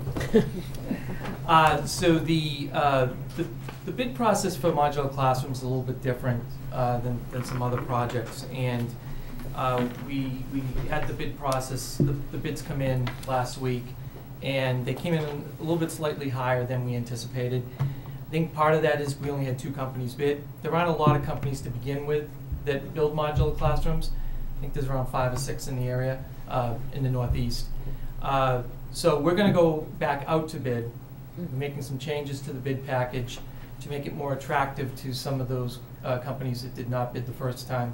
We did reach out to those companies and ask them why they didn't bid. They gave us some feedback. So we're making some changes so that we can maximize the number of companies that bid. We do anticipate that the numbers will come in much favorably. So right now, the plan is the bids will be back in by April 15th. We're hoping that the school committee will be able to vote by the 17th to accept a bid. And this is this is before town meeting. So we'll have a much better picture of the number before Monday's town meeting. So we're confident that we will get lower numbers. And I know the school committee has made it clear, and Thursday night they're going to be discussing this. They've made it clear they do not want to ask for more funds, that they want, their goal is to keep it within the 1.2 million. What I hear you saying, John, is you were somewhat surprised, maybe disappointed is more the word, that only 2 groups participated, and it's almost a bit of a do-over. Try to learn from that and get a rebid. Correct. The biggest deterrent seemed to be the addition of language on liquidated damages for the amount of days that they were late, which some school systems have done that, others have not, and we think that may have increased the cost. We made a few other minor changes, but we think that's what will lower the cost and get more competitive bids in. I think that's a really clever idea, to ask the non-participants as to what caused them to stand down, and to the degree you can, factor that in another run. That's really smart. Yeah. Any other comments from the board? Bookkeeping question, Bob. If we proceed and Article 5 is adopted, what's the mechanism for rescinding the authorization of free cash? I was presuming that would happen if you did. Yeah, I think town council worded it that way. If you look at Article 5 on page 5F3, he specifically calls out Article 6 of the February 23rd special town meeting to make sure there's no double counting. Okay. So added could actually be subtracted?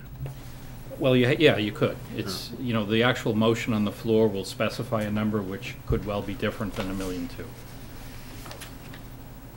And the discussion that John and I and the school committee will need to have, let's say the new bids come in at $1.2 million or $1 million. We may still want to proceed with debt under this article. That will require certain cash flow timing for the project that are very strict. And that'll have to be a part of the bid package. So we can't lay out any cash in advance of town meeting. You can't spend money and then turn it into debt. So, that's the only reason why I can't tell you for sure that debt is a good idea, because the project may just not allow that. Okay. If you're hiring someone to go out and buy buy you modular classrooms, they may say, I'm not gonna wait for 2 or 3 weeks. I want cash on the barrel. So we'll find that out. But it's attractive if we can turn this into debt. It is attractive. And the school committee will be taking this up and taking a vote. Thursday night, yeah, originally we were going to meet on Monday night, but we were anticipating we were gonna be voting on, Yep. they were gonna be voting on a bid Thursday night. Okay, we're happy to sponsor it for you. Thank you. Any other comments, questions? I'll entertain a motion, Mr. Secretary. To support the subject matter or to close the warrant? There's more to discuss to close the warrant. Yeah, I don't know if the motion's in order right now. Yeah. Let's wait. Okay. Article 6, November 2014, which interestingly enough is about 7 town meetings ago. I thought it was more like 10 or 12. It might have been. It was a very long time meeting. I remember that. Gonna get a nervous tick under my eye if we don't have one once a month, That town meeting did approve funding to do engineering assessment of the retaining wall at the high school, so I think everyone knows that background. It's obviously been a little bit of a challenging winter to get much work along those lines done, but the 50% assessment is complete, and the repair costs will be known certainly before annual town meeting. This is another placeholder. If Article 5 proceeds as debt, and depending on what the figure comes in here, I might well suggest we table this one and do this one with free cash. If it's a very low amount, why don't we just use free cash? But again, it's uncertain, so if we put this article on, it gives you the flexibility at town meeting floor to do what you need to do. And again, borrowing for whatever amount this may be is a reasonable action if that's what's required. Was this originally slated for fall town meeting, this work? And if so, no? No, I think it was, the engineering was approved at fall town fall meeting town with the meeting. idea that if possible, summer is the best time to do the work. Okay. We hope to have a 100% cost estimate by next week. Yep. They're just waiting right now, as Bob said, for some of the snow to melt so that they can go in a little bit deeper. The cost is gonna be determined by how much of the wall has to be replaced. But the real goal is to complete the project, Yeah. right? Yeah. Yes, This summer. yes, oh yes, Yeah. absolutely. And this is the wall between the building and the parking lot, not the one along the entry? Correct. No, that one originally was replaced Yeah. 7-8 years ago. That's Scatini, I've built twice, I think. Yes. Yeah, okay, thank you. Any other comments from the board? And the last article is the same type of placeholder that we had in, I think it was January special town meeting. Just a couple days ago, town council got on the phone with me and said that the initial steps of litigation has now been taken. Any discussion beyond that, first of all, I haven't had it with them yet, but we'll probably meet an executive session if it's required. But again, it's a good idea since we have this opportunity to put in a placeholder article if we need it. And just like January, it may be tabled, or we may go ahead and take some action. In this case, where it's potential litigation, you may not know, as in much litigation, till very shortly before the deadline of town meeting. Right. So I'll just leave it up to town council as to how to best handle the time frame. It is still the goal to settle that. The goal would be for it to disappear. Yeah. Completely. I mean, I will say the background is that the EPA sued a bunch of folks who polluted, if you will, many years ago in the 70s, and that was a while ago, and now those firms are trying to reach out and share the pain. So they are looking at Reading as someone who hired a contractor who did dump rubbish in a certain section for a couple of years, so they're attempting to reach everyone they can and get as much money as they can to help offset what they had to pay. So Long arm of the law. it is a very long arm of the law, and we're finding that document storage from 1970 was not as good as it is now. Surprisingly, huh? So that's 7 articles. Great, thank you. Motion, Dan? Move the Board of Selectmen close the warrant consisting of 7 articles for the April 27th, 2015 special town meeting to take place at 8:00 p.m. at the Performing Arts Center, 62 Oakland Road. Second. Marcy seconds. Any further discussion? All those in favor of the motion? 5-0. Thank you. Vote the special, or vote the articles themselves. Now, I don't know if the board wants to vote on any of the articles in addition to the one you're voting. I don't see, I would not suggest you vote on the last one, there's nothing to vote on. Yeah, these are just Well, placeholders. and- yeah, and- plus, we might take a position at 5 or 6 once the school committee's actually Right. taken a position. Yep, But okay. we might not. How would we register that position? Oh, we don't have another meeting, do we? Well, you'll have to do it on the floor at It's town not- meeting after you've done it at an open session. Okay. But You we'll won't have be able to another, put it we'll have another meeting. And it kind of You have an falls in the April gray 14th area that meeting. we don't always take positions on school committee sponsored articles, which is technically is, we're just doing it Right, as so a we're courtesy. sponsoring it, but not recommending. Right, and we state that On clearly their in the behalf. warrant. On their behalf. Right. Okay. So we'll just pass. All right. All right. Next on the agenda is a revisitation of a driveway permit for 181 South Street. This is a permit, the hearing for this originally occurred, and the approval for this originally occurred in March 2014. And since then, there have been a set of what appear to be minor changes, and the matter is before us again to revisit to see what, if anything, the board's opinion is on the changes. Is there someone here tonight from representing the applicant? So in your packages over the weekend on. Yeah, he's here. Oh, please, come on up. Come on up. Please come up, introduce yourself, and, I'll stand, so. okay? Tom Wise, 181 South Street, I'm the owner. Back in March of last year, I submitted a plan to you with regards to an accessory apartment build on my house. Long story short, it's been a long, strange trip to get here. Some of the members are more familiar with that than others. With the recent change in the bylaw, I will be going back again for that accessory apartment. But the bylaw specifically states I need your approval, which is one thing the bylaw did not state beforehand, but was just kind of known in the process. From a particulars perspective, nothing has changed from what you approved. We went through various different stages of decreasing the size of the house, increasing the size of the house, decreasing the size of the house, what was or was not mine, things like that. All of the stuff that you have approved previously is exactly the same. It has gone before Conservation Commission. I'm in the process of talking with Chuck as well to make sure that that is still good. And I will be going back before ZBA, hopefully around April 16th, presuming I get everything else in line for that. So I'm just asking for your reapproval of what you already approved, and or if there's any questions or concerns you have on the topic. Yeah, I want to make sure that some language is exactly accurate. The board does not need to reapprove Okay. this application. Thank you. What's in front of the board, otherwise we'd have posted a public hearing. What the board does need to decide is whether you feel that you do need to have a public hearing and an abutters notification because the project has changed. What the applicant has correctly identified is because zoning has changed, there are some additional hoops to be jumped through, but not with this board. The building inspector and the zoning board of appeals are in his future. And one of the issues, interestingly, is the use of the driveway will be decided by the ZBA, but not this body. You just determine whether this driveway can exist or not. And the basis for your determination should be, if you believe there's any material change, however you judge that, then you should suggest that the applicant come back and have it. Mr. Wise, in your letter in our packet tonight, there's no change to the driveway location. Correct. No change to the house footprint. And Sure. the only change, I guess, is some additional drainage that conservation asked for. Correct. So Conservation asked for a 1 foot on each side wide and deep trough of gravel for water collection. That's the only change. Okay. Any other questions from board members?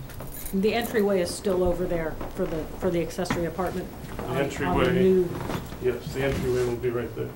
This is an old picture. This is what you previously saw. Mhm.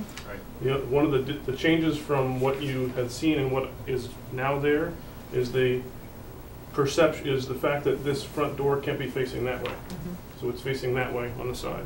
Other than that, there's no change. The driveway place, in talking with George, and I don't know whether Gene can verify this or not, his engineering has determined that it cannot go this way. It can't go that way. It's in really the only place it can be from an engineering perspective.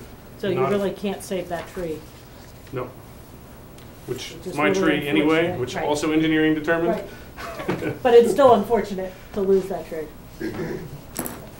So, Yeah.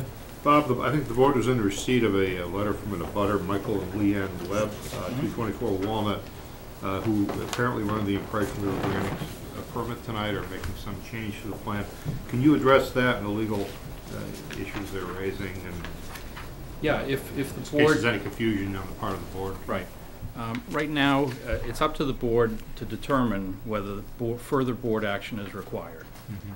If further board action is required, then the abutter rightly points out there should be proper notification and a public hearing, which would be in the future. That is not meant to be. What would be the criteria for retriggering? If the driveway has changed in some material way. You've approved So- something, is it different? If ZBA requires something, that we have to reapprove the change? No, and I will say that the last bite of the proverbial apple, when the final plan is filed, staff will review it, and if at that point the driveway's changed, we'll certainly notify you and request a public hearing.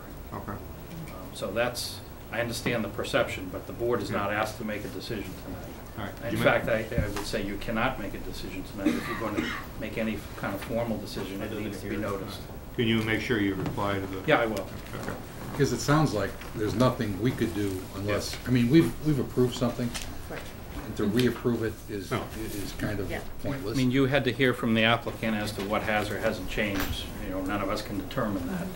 Now you've And heard. it sounds like you're gonna need to be in front of the zoning board of appeals again. yes, sir. And if something changes there, then obviously, Right.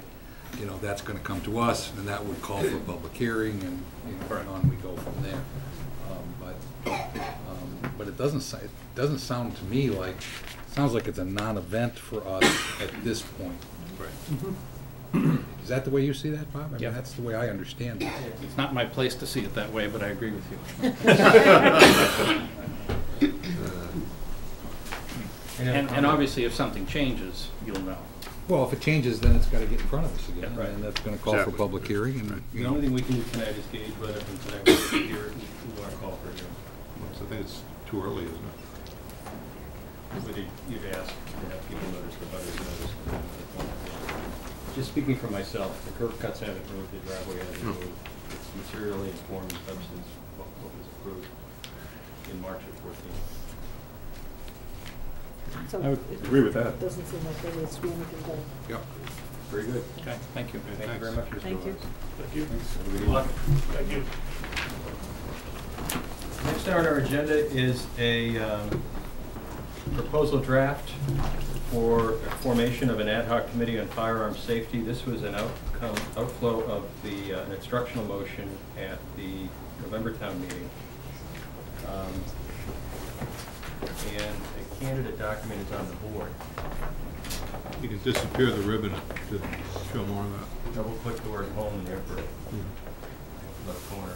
This guy? Double click. Left mouse. Then I can do it that way. Cool.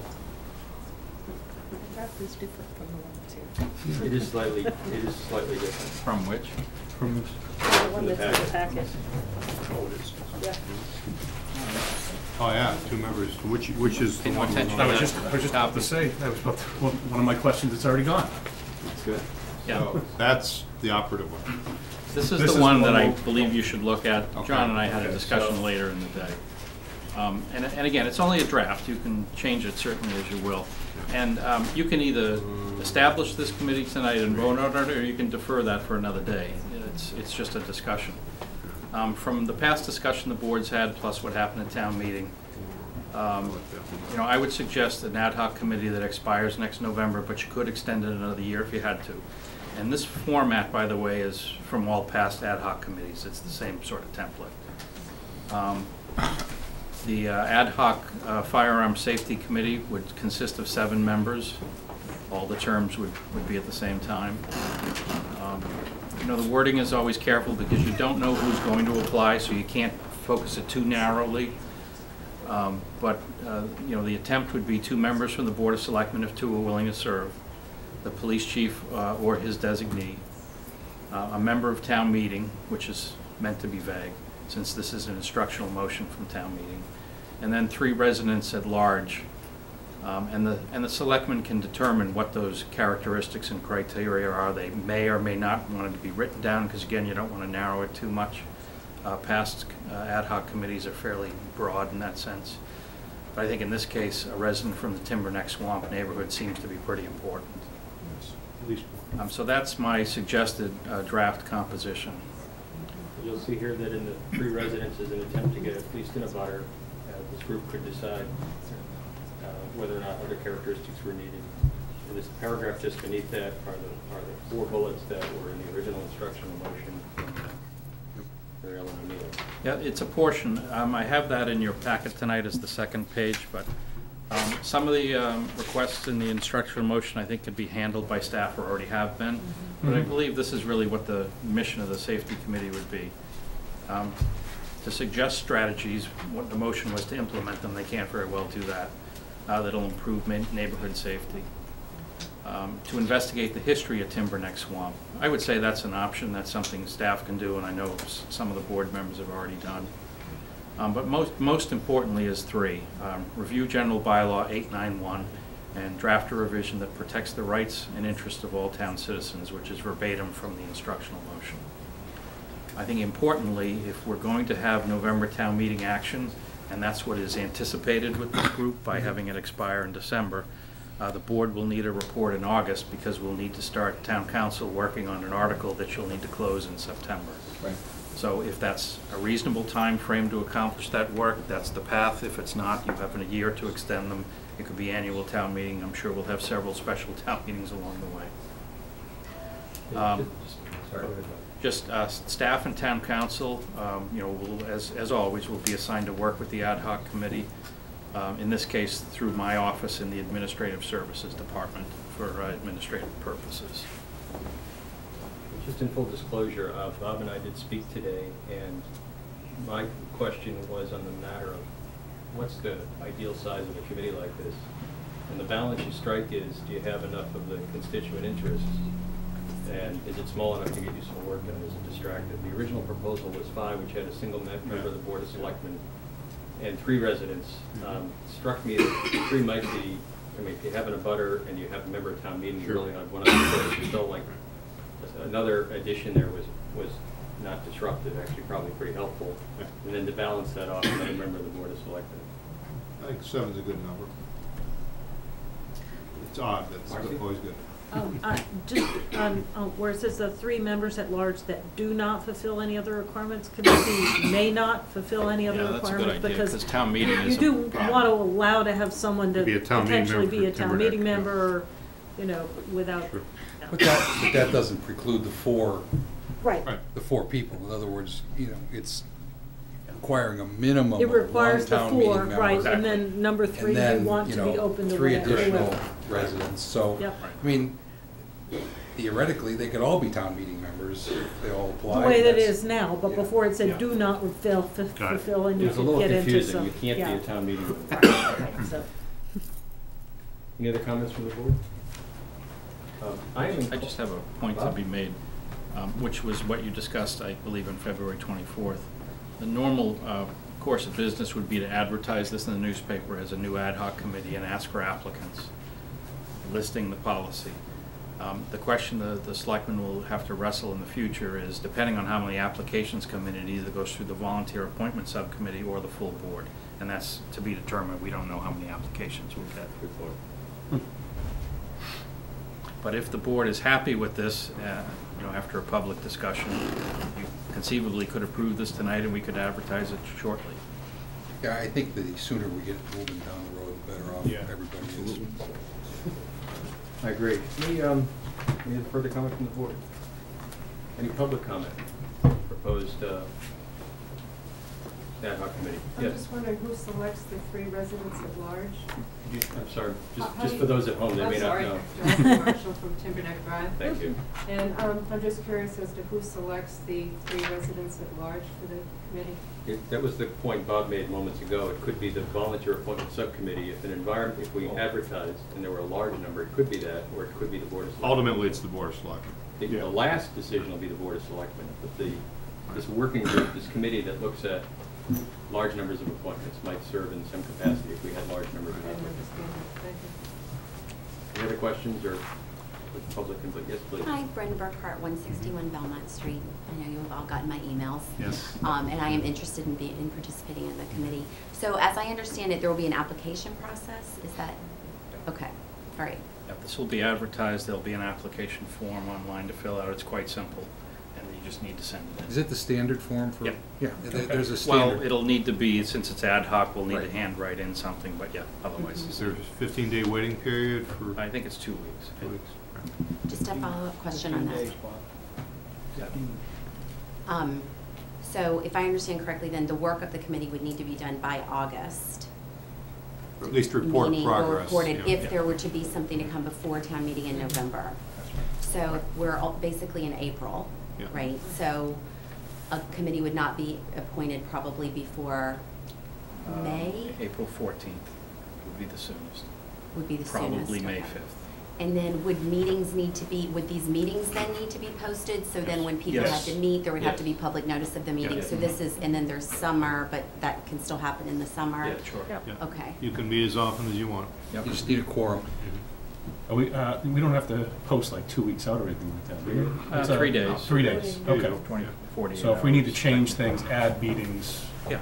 it's not what bad. have you, it's not that hard to do so. So realistically, this committee, in order to present something for November town meeting, would have to have its work done by August, would have to basically meet May, June, July, in the middle of the summer. And probably more often than once a month. Absolutely, I mean, Yeah. this is, yeah, I think. You know, having been a member of an ad hoc committee, you know, before I was a selectman, one of the things that we did that I thought was useful was we set a meeting schedule Yeah. and posted those so that it wasn't like, okay, now when do we want our next meeting? You know, Right. so that, you know, you've got a process that's moving and people can set their calendars and you'll kind of know in advance if 4 people are all going to be on vacation on a given date in the summer. You know, you can adjust for that at the very first meeting, and I think that that's probably the way that the work will get done. Does the quorum mean that is there people that have to be there to have a quorum, or is it just 4 Any out 4 of the people. 7? Any 4. So police chief, board of selectmen aren't there, residents in the town All meeting? 4 residents could be there. Okay. Question on that, did the Thank you. police chief say he wanted to be a voting member or just did he have a problem with being? John and I talked about that. Normally, I wouldn't want an employee as a voting member, but this might be the exception. Subject matter. Because Yeah. of subject Matter matter. expert, yeah. I don't think it'll be the police chief, I'll let him make that Well, decision. he or his designee, I Yes. think, Right. should have input. I mean, that is meaningful, and that would call for his And his to or be her sure, ability to there have a will vote. be other expertise available to this group of 7. Absolutely. Town council, for instance. Right. If you want levity, I'll come there. You know, but if you want subject matter, there's folks involved with the state that are expert at certain topics, so John Halsey's right, the first meeting, you elect a chair, you set up a meeting schedule, and you try to parcel out agenda items so that we can invite people in that you'll need to talk to. And my guess is, depending on how frequently you meet, town council will come to most of those meetings, if not all, just to give you legal advice along the way. We don't want you to going down a path that, will hit a roadblock. Right. I can tell you from my experience in ad hoc committees that it's really important that the first few meetings occur quickly in close sequence, because it takes a while to get the orientation of the group and what are we here for and what are the parameters. It's just a lot of kind of setting at the table, and one meeting is never enough. It's usually 2 or 3, particularly because you've got people that you may not know very well. Right, that's what I'm concerned about, I only have 3 months to do it. Well, given that you have likely a early May convening, of this committee convening, as we talked about previously, school will be continuing probably till the 4th of July. 25th. Yeah, Don't look past June so 25th. I'm guessing we get a strong handful of meetings and directions Absolutely. before the Started vacation early. season really Before, sets yeah. in. I would suggest, just to help guide the people submitting applications, that we put right in the policy, this group is expected to meet twice a month or more frequently. Yeah. Could we add that? Sure. That'll eliminate a lot of question Bi-weekly asking. idea is a good idea, I think. Yeah, yeah. That'll eliminate people that can't make the commitment. Is there any mechanism to look into any other towns that have done things like this, as far as to speak to your concerns about timeline? If we had, this is nice parameters to see what we want, but we could see almost a roadmap of the way another town's gone about it. In other words, meeting number one isn't about establishing how do we set up discussions for the rest of these meetings, but have something already in place, a template, so to speak. I suppose it's in the purview of the group, they're gonna make that kind of observation that they'd like that kind of peer community input, and the town staff could help gather that, or some process could be. We could do some prior Yeah, research. I think it's gonna be important to have a clear, defined discussion points for along the way. I mean, I know there's definitely, obviously gonna be brainstorming ideas that come up, but, around that, I think the structure of how exactly we want to knock these. Well, I think topics everybody off. needs to realize that the goal is that, is be putting something on paper, that they're sending along to town meeting and have that done before the summer's out. So I think, it's part of the, I don't know how you say that exactly, other than the fact that as John points out, they'll be meeting on a regular basis. I think we can get some, with the help of staff, get some work done on who's done this before. With a range of options, there's probably as many opinions as there are towns, but. Yeah. Bob, as a matter of fact, the activity due by August is a report of progress. It's not the final work product. And first of all, it's a suggestion, but if November town meeting actions anticipated, it is a requirement. Because I forget the date, but you are required to close the warrant in late September for November town meeting. So town council needs some time to do his magic and draft the right language. That's a self-imposed deadline. That's Absolutely, there's no Doesn't reason, that there's have to nothing flow magic back about through this November board town anyway? meeting. I mean, Yeah. that'll be an action But just so sponsored the by group us. has some general sense of timeline, November town meeting doesn't mean you need to be finished by Halloween. Right.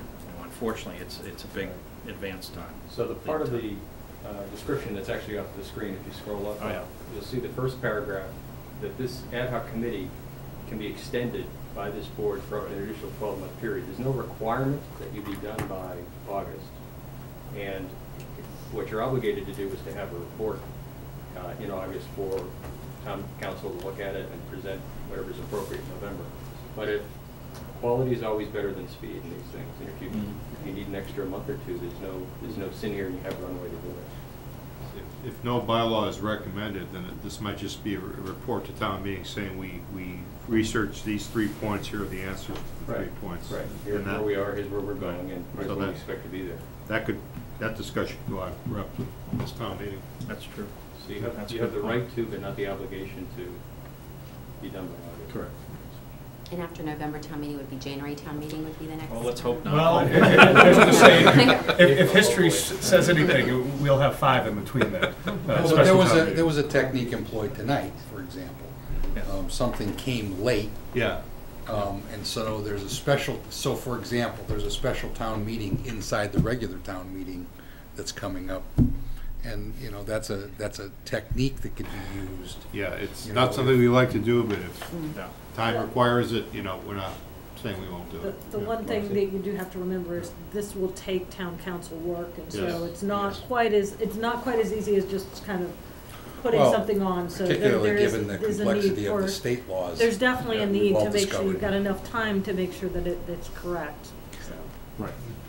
Brent, how do you feel We don't about want it to be wrong. the time we're giving you here? Is this adequate to do the work, you think, or not? It seems tight, but I don't see You how tell you us. can know until you Yeah. get into Yeah, it. Yeah. it's tough to say. Yeah. It does seem tight, but Yeah. I've had such a crash course in town government over the past 6 months. I'm learning a year is like nothing, apparently. Exactly. It takes time, so I'm trying to be patient. A sad truth. it is. It is a sad truth, yeah. I asked earlier, but I'll ask again, any other public input? There's no motion here, but do you want one anyway? I'm inclined to Yeah. actually, if folks have no other, I was gonna say, I think we ought to have a motion to just adopt. To adopt? we should, I'm actually proposing we go Yeah. ahead and adopt it and move Yeah, forward. I'll move that the Board of Selectmen adopt the policy establishing an ad hoc Reading Firearms Safety Committee, using the text As displayed. amended. Yeah. As amended. I'll second that. Will that trigger just a question, will that trigger a posting? Yes. Yeah, when would you post this, Paul? This week or next week? Today's Tuesday, tomorrow, yeah, okay. Any further? Just the only question I had about it. Marcy seconded. Any other questions? Questions from the audience? Where does it get posted? Sorry, stand and introduce Tony yourself. Torres, Juniper Circle. Where does it get posted, the applications, that you're looking for applicants? It would be on the website and in the local newspaper. So we gotta go to the website, if we don't get the local. Do we have do we put it right on the first page? Where do we? Yep. Okay. But there'll be an Oh, the am I website. correct to say that, you know, a citizen that is here tonight and is aware that that's gonna be posted, could come in and get an application soon? They could certainly do that, but if they also sign the sign-in sheet and leave an email address, we can just send you things. Okay, Any other or you can email it? Yeah. Yeah. Okay. We're modern now. It's not a fillable form. No party Folks, line. don't get Yeah, too yeah, you excited. can't fill it and submit it online, but. That's right, it's one direction. Any other public comment? All right. Motion's been seconded, no more discussion. All those in favor of the motion? 5-0. Thank you. We have a public hearing. Okay. Sure.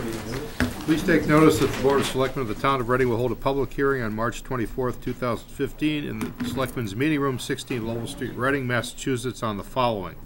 Setting the FY16 water, sewer, and storm water rates, 9 o'clock p.m. Copies of the proposed documents regarding these topics are available in the Town Manager's Office, 16 Lowell Street, Reading, Massachusetts, Monday, Wednesday, Thursday from 7:30 a.m. to 5:30 p.m., Tuesday from 7:30 a.m. to 7 p.m., and are attached to the hearing notice on the website at www.readingma.gov. All interested parties are invited to attend the hearing or may submit their comments in writing or by email prior to 6 p.m. on March 24th, 2015. Thank you. Bob? Thank you. I may go a little quickly, so please slow me down as needed. There's 4 factors on water and sewer rates specifically, and I'll first go over local costs. The one that's most volatile is MWRA charges.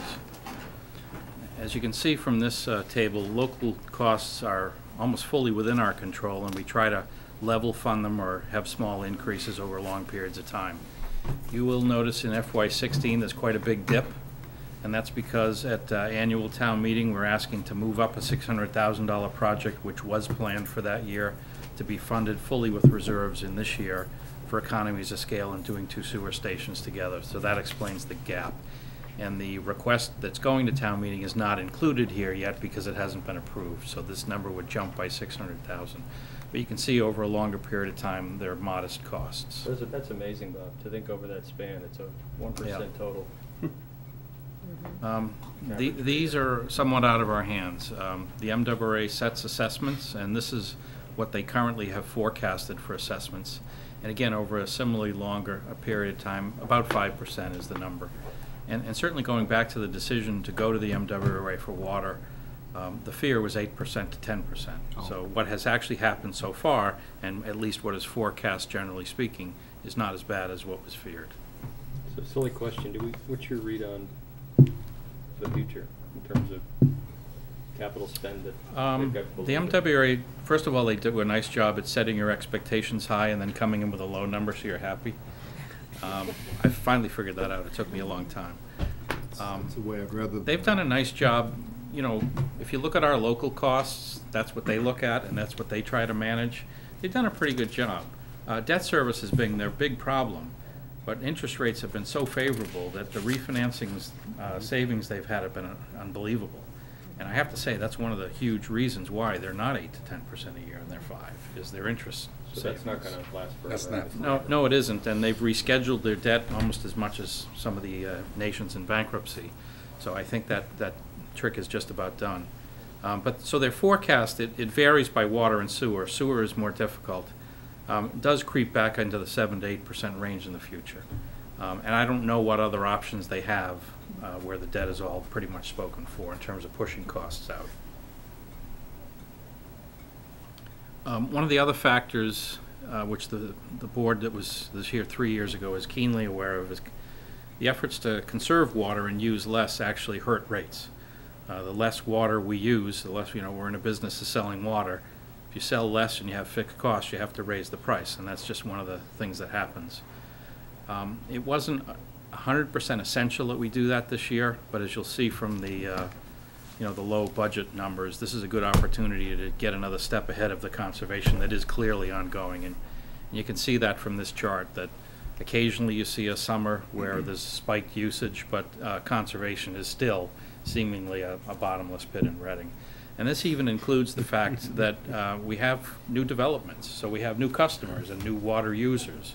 And that's helped actually smooth the conservation efforts that individuals are still undertaking. And for those members of the audience, one of the things that is kind of paradoxical is we're doing such a good job conserving that the way that you recover your fixed cost is by raising your rate per gallon of water sold. So paradoxically, the better you conserve, the higher your per gallon rates go, and that's.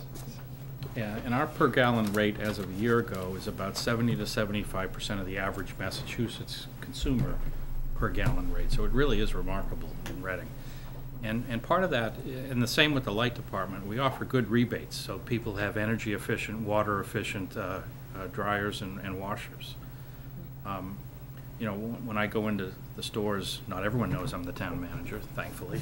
And Doyens one day couldn't fall all over themselves saying what a great job the town incentives are and how much money you get back when you buy something that's efficient use of water.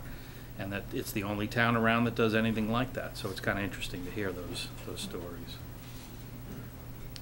The other factor is the old discount that we should discuss. Yeah. You have two options. You can leave it the way it is, which is that top section, and there's always an advantage to not changing anything. And the other advantage, quite frankly, is extra revenue when people miss the discount. To be clear, there's no free money here. The discount is calculated first by increasing the rates by 10%, period. Because from a budgeting standpoint, you have to be ready for everyone to get the early discount. So rates are 10% higher artificially, if you will, and boards have known this for years. So if you eliminate the discount and switch to just a late fee system, as most of our other taxes and fees, if you will, everyone gets the 10% discount in the new rates. Then late payers, will just pay a penalty of interest and a fixed charge. But to the system, we will lose revenue because of that 10% extra revenue that's kept when people miss the deadline. And a surprising amount of people miss the deadline. It's somewhere around 30%, 25 to 30%. Not always the same ones, clearly, but I'm always surprised. But would a late fee be equal to the 10%? It won't be equal. It'll definitely be lower. It'll be lower. We've kind of guessed at it. We won't know for a couple of years really what the behavior is. But if the behavior changes, if more people are late because the 10% discount isn't as compelling, it might offset. It is hard to know. That you can only speak for somebody that looks at their water bill. The fact that I know that there's a 10% increase to get a 10% reduction. However, how do you not take advantage of the 10% reduction? I guess people don't, unless it's I get that sometimes you have a cash flow issue, and that's I'm not questioning that, but that seems to me because it brings more revenue into the system and probably holds the line on the real rate, because you're not going to be able to get as much from the. Well, what it's done over the years is built up reserves, because we still have to pretend that everyone's going to behave a certain way and pay early. So that's how the rates are set. But it builds up reserves and then gives you the option to offset reserves, use reserves to offset rates. I would say that for the first year, the difference will not be material. We have so many reserves that it won't matter. But over a period of 3 or 4 years, you certainly may step back and say, this ended up costing us 1% in reserves a year. I don't know. And operationally, there'll be a huge advantage, not to mention psychologically. There is a phenomenal mad rush on the last day to get the 10% discount, which you can well understand. The lines outside the door and at the white mailbox at 5:29 p.m. are unbelievable. And that generates a lot of bad feelings. People miss the deadline by a day for reasons that are quite good. And then they try to explain it. I meant to come, I couldn't come, I forgot, or your lines were too long. It's a big price to pay to force people to pay all in one day. And as, you know, running a collection agency upstairs, it's not the best use of people's time when they have that mad rush. Do you think it'll be similar or diminished using a late fee approach because? It'll be much more spread out. Every other bill we collect is much more spread out. Water and sewer is the mad dash. It's like Filene's basement having a sale. It's Well, just because unbelievable. it's such a substantial. Absolutely, I totally understand it. I've been in that line myself. So that's really the two options, and you'll get to see the numbers shortly. From a financial standpoint, I'm pretty neutral. I acknowledge that eliminating the discount may cause some economic harm to the system, but the operational advantage to me is huge, and the customer service angle is huge. There's a lot of bad feelings caused by this policy, unnecessarily, I think. What would you expect the late fee to be? It'll be set by, well, actually, not by state law. We normally charge 14%, which is state law for other things. And then town meeting has said, I think it's a $25 demand fee. Mm-hmm. So it'll be, and then the treasurer has the authority under state law to waive nominal charges. So if you're a day late, you know, depending, the interest may be zero. You know, we set grace periods for these. If you're going to pay slightly late, there's not going to be much cost at all. If you're going to pay 2 months late, yeah, it'll add up. 14% on a $400 water bill, you know, plus 25 bucks. You know, might be 50 bucks. It's hard to imagine it approaches the 10% discount though, unless you're really a late payer. Here's the. Is that something we'd outline on the bill? We For certainly example, do you know, want if to do you a lot pay of it in communication. 5 days after, 10 days after, No, you whatever? can't really do that, but we'd certainly have to do some publicity and some education here. You know, you're gonna have to convert a lot of people to a different look. You'll see when I show you the rates, the euphoria you will create in the community will offset any negative. Water and sewer each have about $1 million reserve targets, and they're each now, you know, between 2.5 and 3 million. You know, this is far more healthy than the free cash situation in the general fund, just to be clear. Mhm. So if there's ever a time to do it with an economic risk, I don't see a problem because of those reserves. What I've suggested to you and to the Finance Committee for next year is no use of sewer reserves because we're going to go to town meeting in April and ask for 600,000 and a modest 150,000 use in water. But to be clear, once you see the rates on the next slide, you know, you have plenty of reserves. If you wanted to use more, you'll lower the rates even further. And just like using free cash for the budget, the problem, you're kicking the can down the road to some And those degree. 8% rates you talked about before, you'll have much less cushion to be able to catch up. Right. So here's your choices.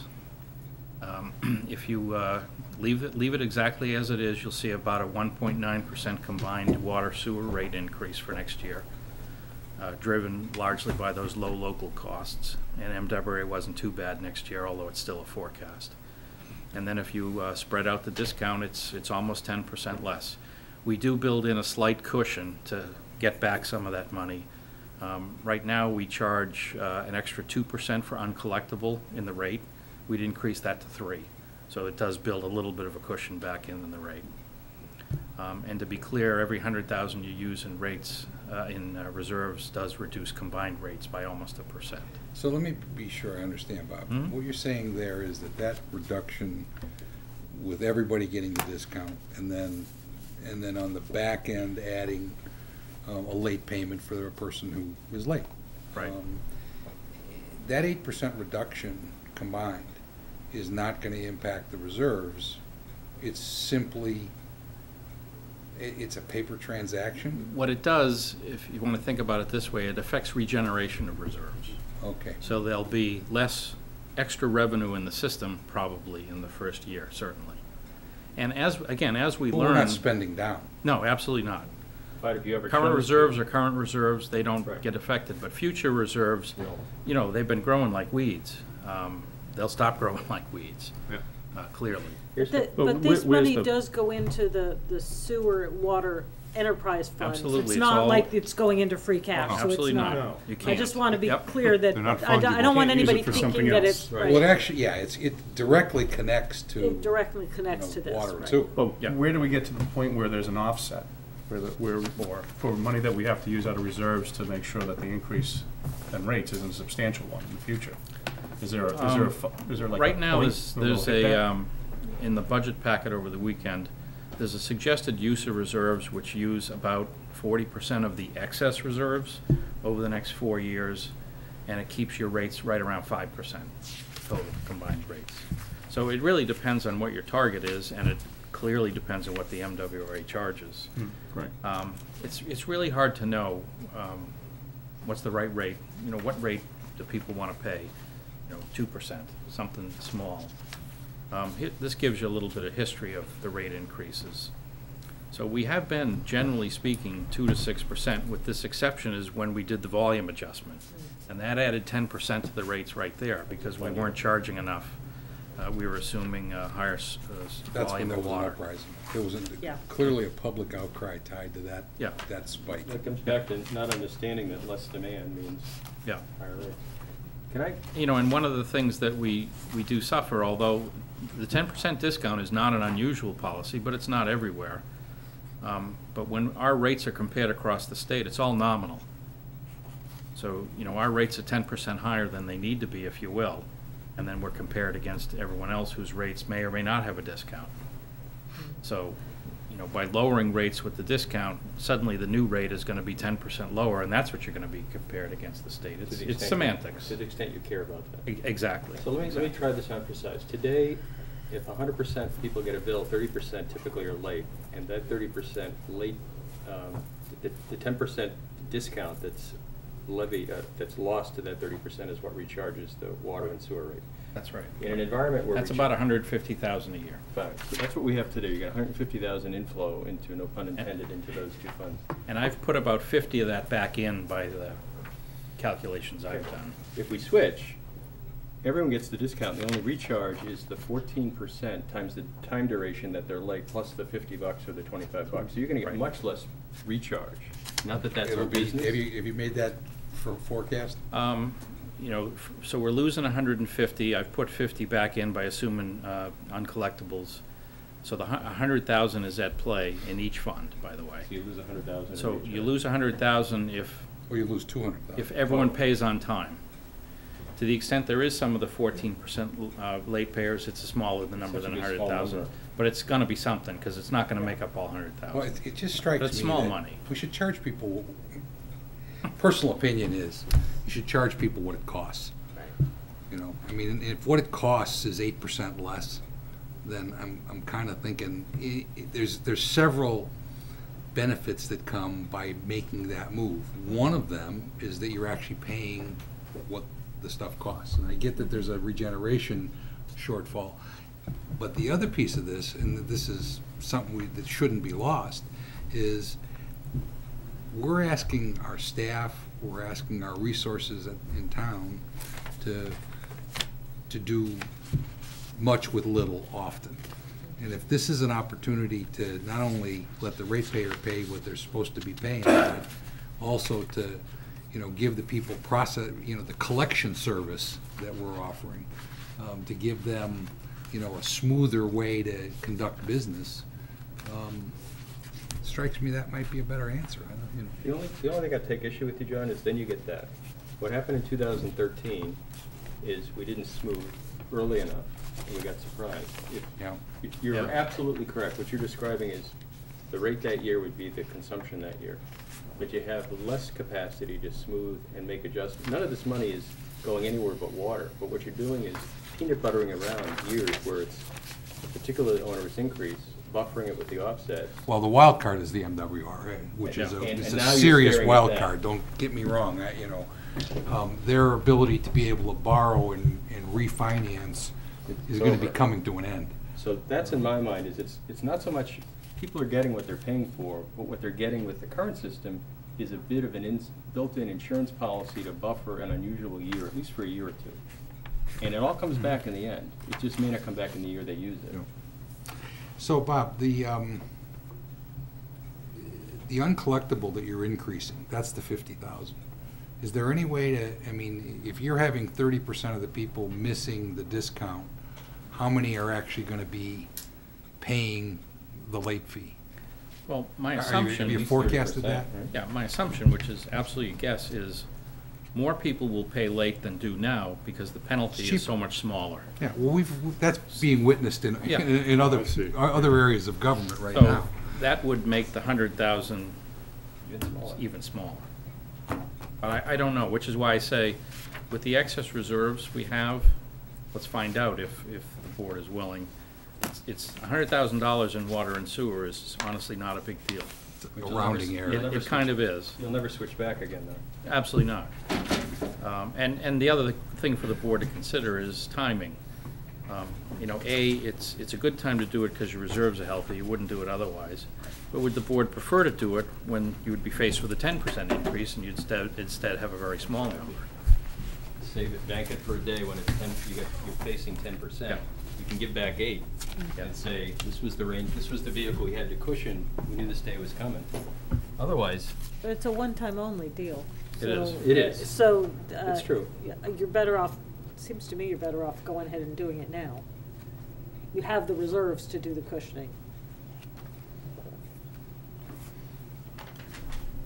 Dan, Kevin?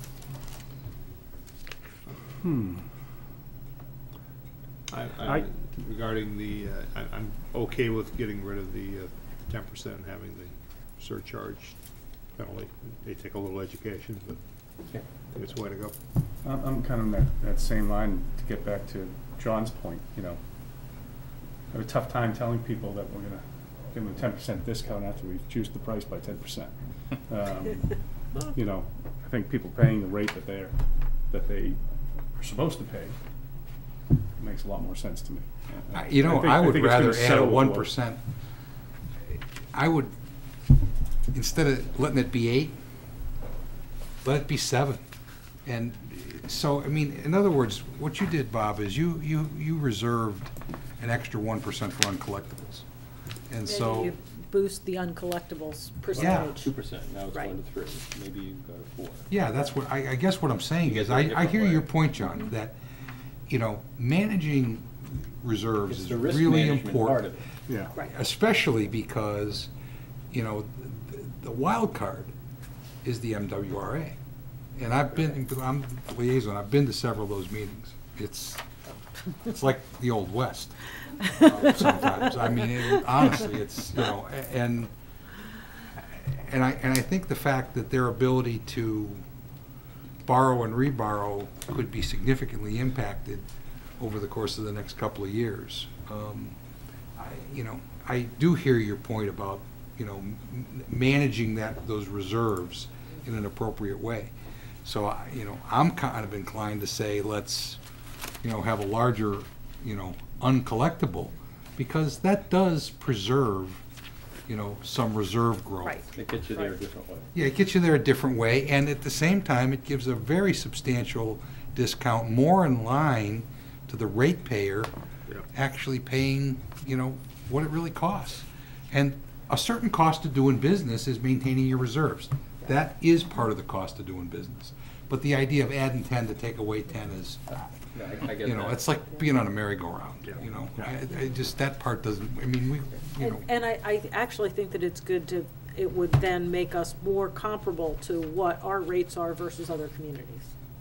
Right? Because they're not. There's a not mix out men- Yeah. Some do, some don't. It's really a mix. Well, the thing that's interesting is that people do isolate, and I think all of us are guilty of it, you know, I mean, you're gonna, we had people come in and talk about their real estate taxes, when in fact we reduced their rate, but their house got to be worth more, and they were upset that their real estate taxes went up, but it went up as a function of the value of the home going up. And so that's, but people seize on that. And people have seized, I mean, you know, believe me, you don't want to deal with the woman that lives at 75 Beaver Road that I have to deal with when the prices went up on the water, because she's the one that pays it. She goes, what are you doing down there? You know, I mean, and I think that's a fairly common, you know, reaction of most people. But, you know, if you build in a cost of doing business to manage your reserves, That's really the thought. Yes. I think that's that makes probably sense. the, Yep. to me, I that's. just checked the math. If you add 9 cents and 10 cents to water and sewer, you've done the thing you're requesting, so that's easy. And would have probably an impact of, It'll be a -7% instead of 8. I think think people that are gonna sounds feel like the very way good to about go. a 7% That's fine. reduction and knowing that they're, you know, responsibly eliminates the managing, you know, the $100,000. reserves at the same time. Right. I'm glad we added value here tonight. This does give you a little bit of a peek ahead to one of the questions you asked, so that, again, by using a portion of those reserves, a little less than half of what's excess, this is what the current forecast is. But again, the lesson I've learned from the MWRA, and actually, I shouldn't say who told me, but someone at the MWRA said, take away 1 to 2% when we actually get to doing it. So, you know, the MWRA costs, as you can see, are 35 and 79%. So these numbers, if what history suggests, is really closer to 4 to 4.5. You know, inside of 5 to me is reasonably successful in this day and age. It's not great, but. And again, we always do have the local tool of debt management and capital planning too. If there's a year where MWRA spikes, we have 10 sewer stations, we skip a year. Yeah. Not the worst thing in the world. We're caught up, so you can do that. Stormwater is not a change at all, $40, same rate as before, same rate for the commercial rate. But I do want to just spend a minute talking about the 2 large river projects. What's in the capital plan currently is affordable within the current rates because we have good reserves. And that's to do studies for the 2 river projects. They're planned for FY18. I think the board should probably tackle over the summer or next fall the issue of whether we want to proceed with those studies or not. I don't want to waste money on studies if we don't intend to actually take the recommendations. So I think a fuller discussion is needed. But if, as is currently anticipated, those projects go forward and they are financed inside the stormwater fund, you're talking about a single-family rate of over $100 each, just to be clear. So we can figure out the costs with reserves, excess reserves, but we can't pay for the result of the projects with current rates by any means. I had a discussion last week with someone in another community. The federal regulations have just been handed down in draft form. They are substantially stricter than anyone expected. It's too early to quantify that, but be aware that, again, the Stormwater Enterprise Fund was in theory set up to do things the town wasn't doing. New regulations will cause the town to do things it wasn't doing, and there'll be another discussion about, here's a new stormwater cost, do you want it in the enterprise fund or not? So just caution that that's out there. Again, it's too early to know. I'd say it impacts rates no sooner than 2 years from now.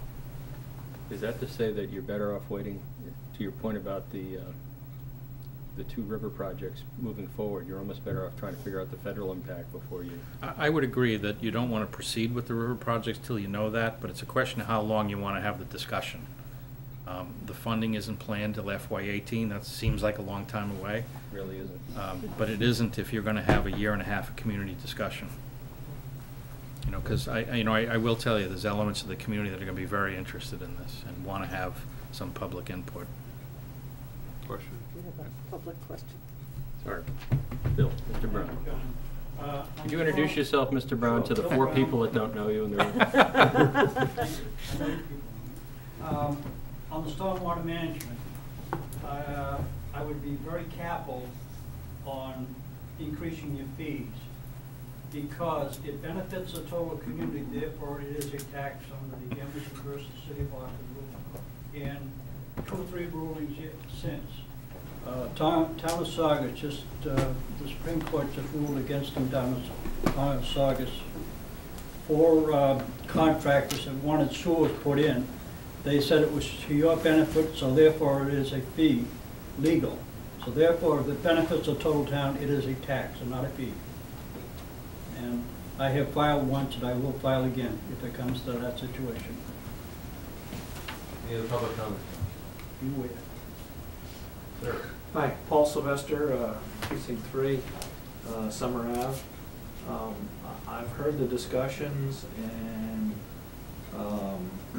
while I understand, the desire perhaps to price things as they are. If I look at them, personally, I think the better approach is the carrot rather than the stick. Offer the 10% discount just like you've been doing. If you look at the changes, when you look at the rates that were put up there, it said basically the rates would have to go up by about 2%. And if we change the formula, they would go down by 8%. If you look at them, it's still the same, 10% spread. The difference is, now you're talking about, well, maybe we'll make it a 9% spread. Yeah, it's a tiny bit. It is indeed, spread over, all the pairs, but it's in a sense helping, now in this case, helping subsidize those who are paying late for one reason or another. We're not talking about big dollars here on the total plan, we're talking another, $50,000 or whatever spread across everything, which is really not all that much. But I would just say that I think the carrot approach is much better.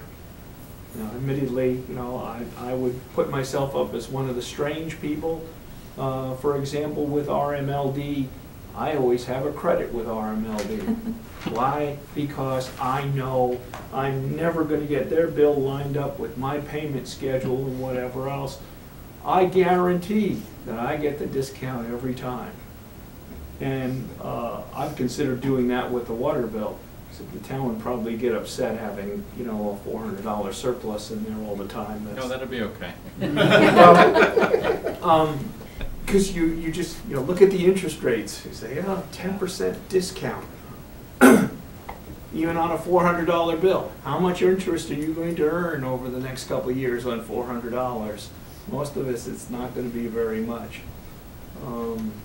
So I think there are ways to help encourage our folks to, get their payments out in time. Yeah, you're going to have some folks lining up at the last day. You're right. It's a real pain in the neck in a zoo, but the people only have themselves really to blame for it. And I've missed the date, on occasion or whatever, but so I would just I would encourage you to stick with the carrot as opposed to using the stick afterwards. Any public comment? Yeah. Bryn Burke, Precinct 2. So delighted to talk about something other than firearms since I'm here. With all due respect to Mr. Sylvester, I pay our water bill and I had no clue you were falsely padding it. I was always saying, we're saving so much money by paying on time. I like the new approach. That would be my thought. I think it's better to go back to what we are paying. I think it makes it more consistent when you look at it across town, as you were saying. Just felt the need to talk about something else. Very good. Any public comment? So, what's the sense of the board, I'm guessing, is the modification to 4% for accommodating the lights. And that, what are the rates, Bob, that gets us? Yeah, what are the numbers? That would be $8.83. This is water? For water, per 100 cubic feet, with a minimum bill of $17.66. Okay. And for sewer, it would be $9.76 per 100 cubic feet, with a minimum bill of $19.52. You want to close the hearing first? Sorry. That's the final comment. Any other final comments? Move that the Board of Selectmen close the hearing on setting the FY16 water, sewer, and storm water rates. Second.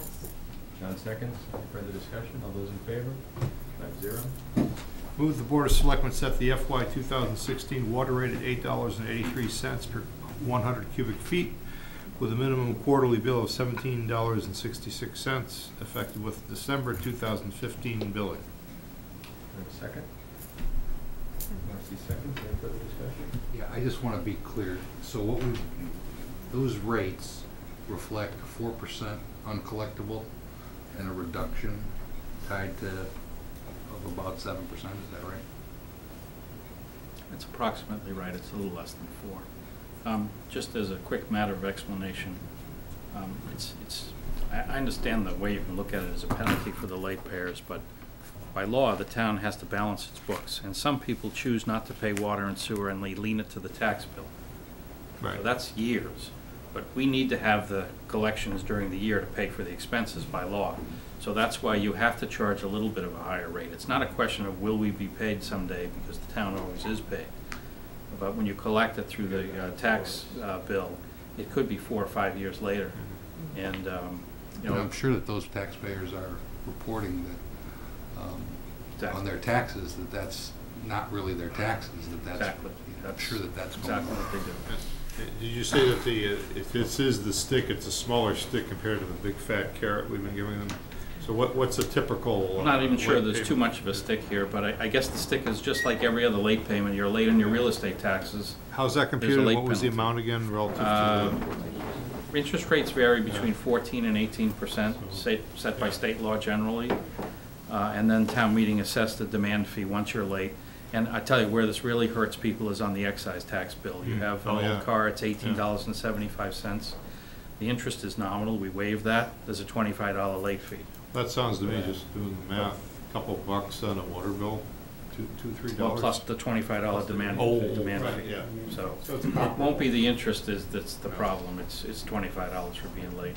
But it's not late as of the payment date, it's late of a later date. It's like a late payment date. So the stick here is pretty small. Yeah, just as a point of information, which is not exactly germane, but it sort of is. Do we have another form of recourse in the way of a lien rather than a tax to have people pay their bill? I just have a fundamental problem with people. I think it's tax fraud when they do it that way. Yeah, they're paying plenty of interest. We certainly don't unless there's some home rule petition we could get, or maybe an action at town meeting, but I doubt it. I could look into it.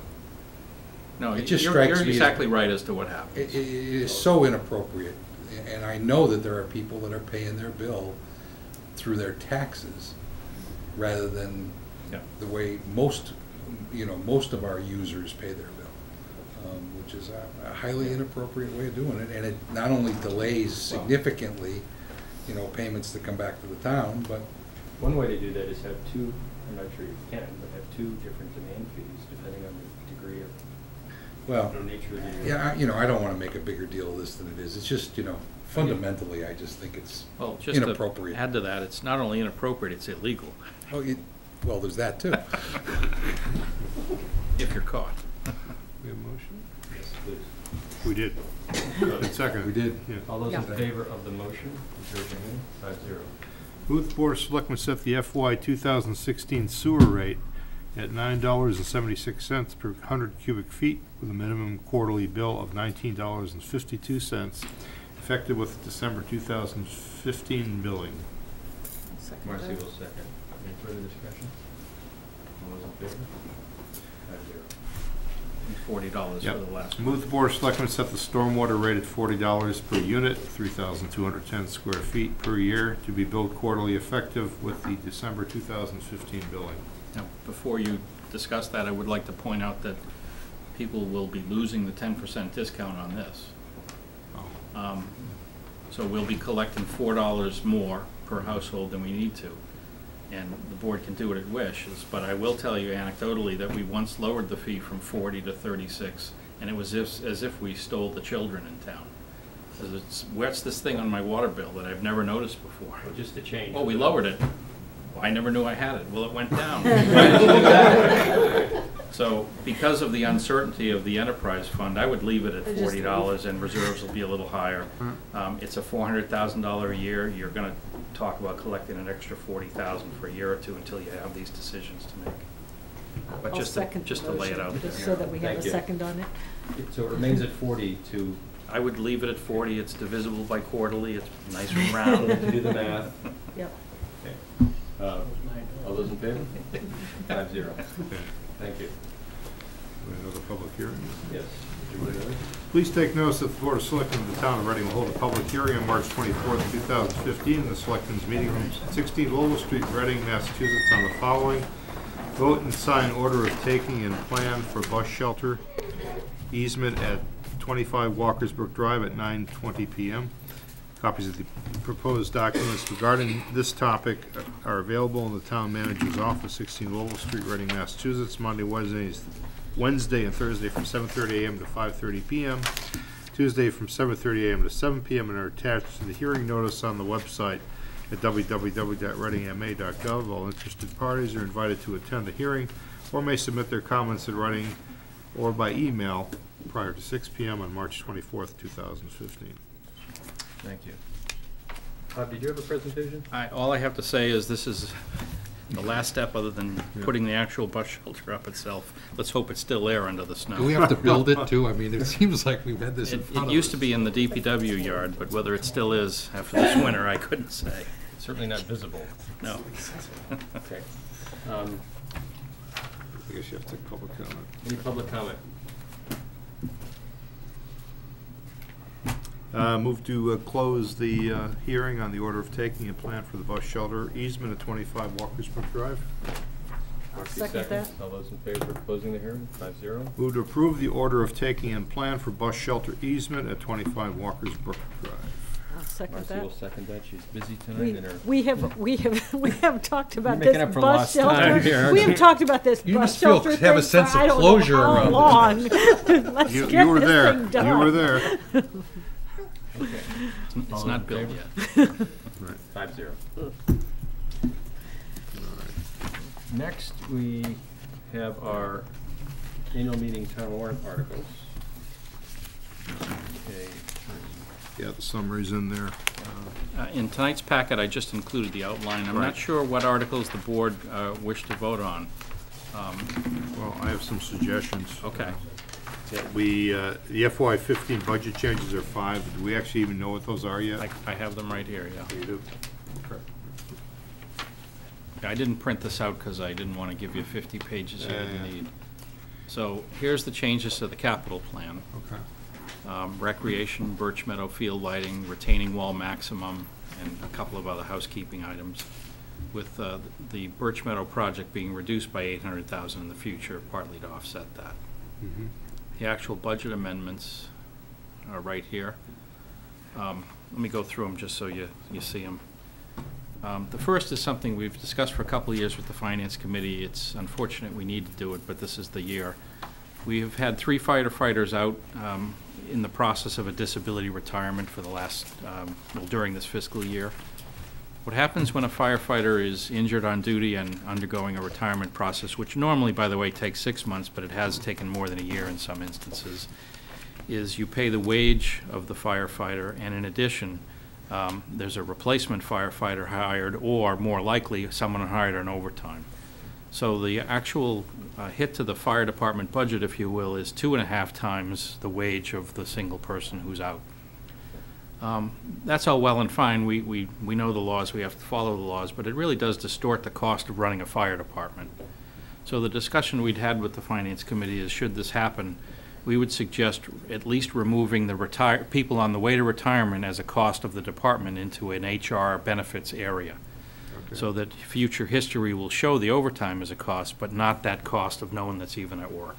So if you will, it's kind of housekeeping in that sense. So you still have the 2.5 multiplier, but not the underlying disability. You have the 1.5 now instead of the 1.5. 2.5, if you will. That's right. So someone who's out on disability, though, would still stay in there and you'd still show the double.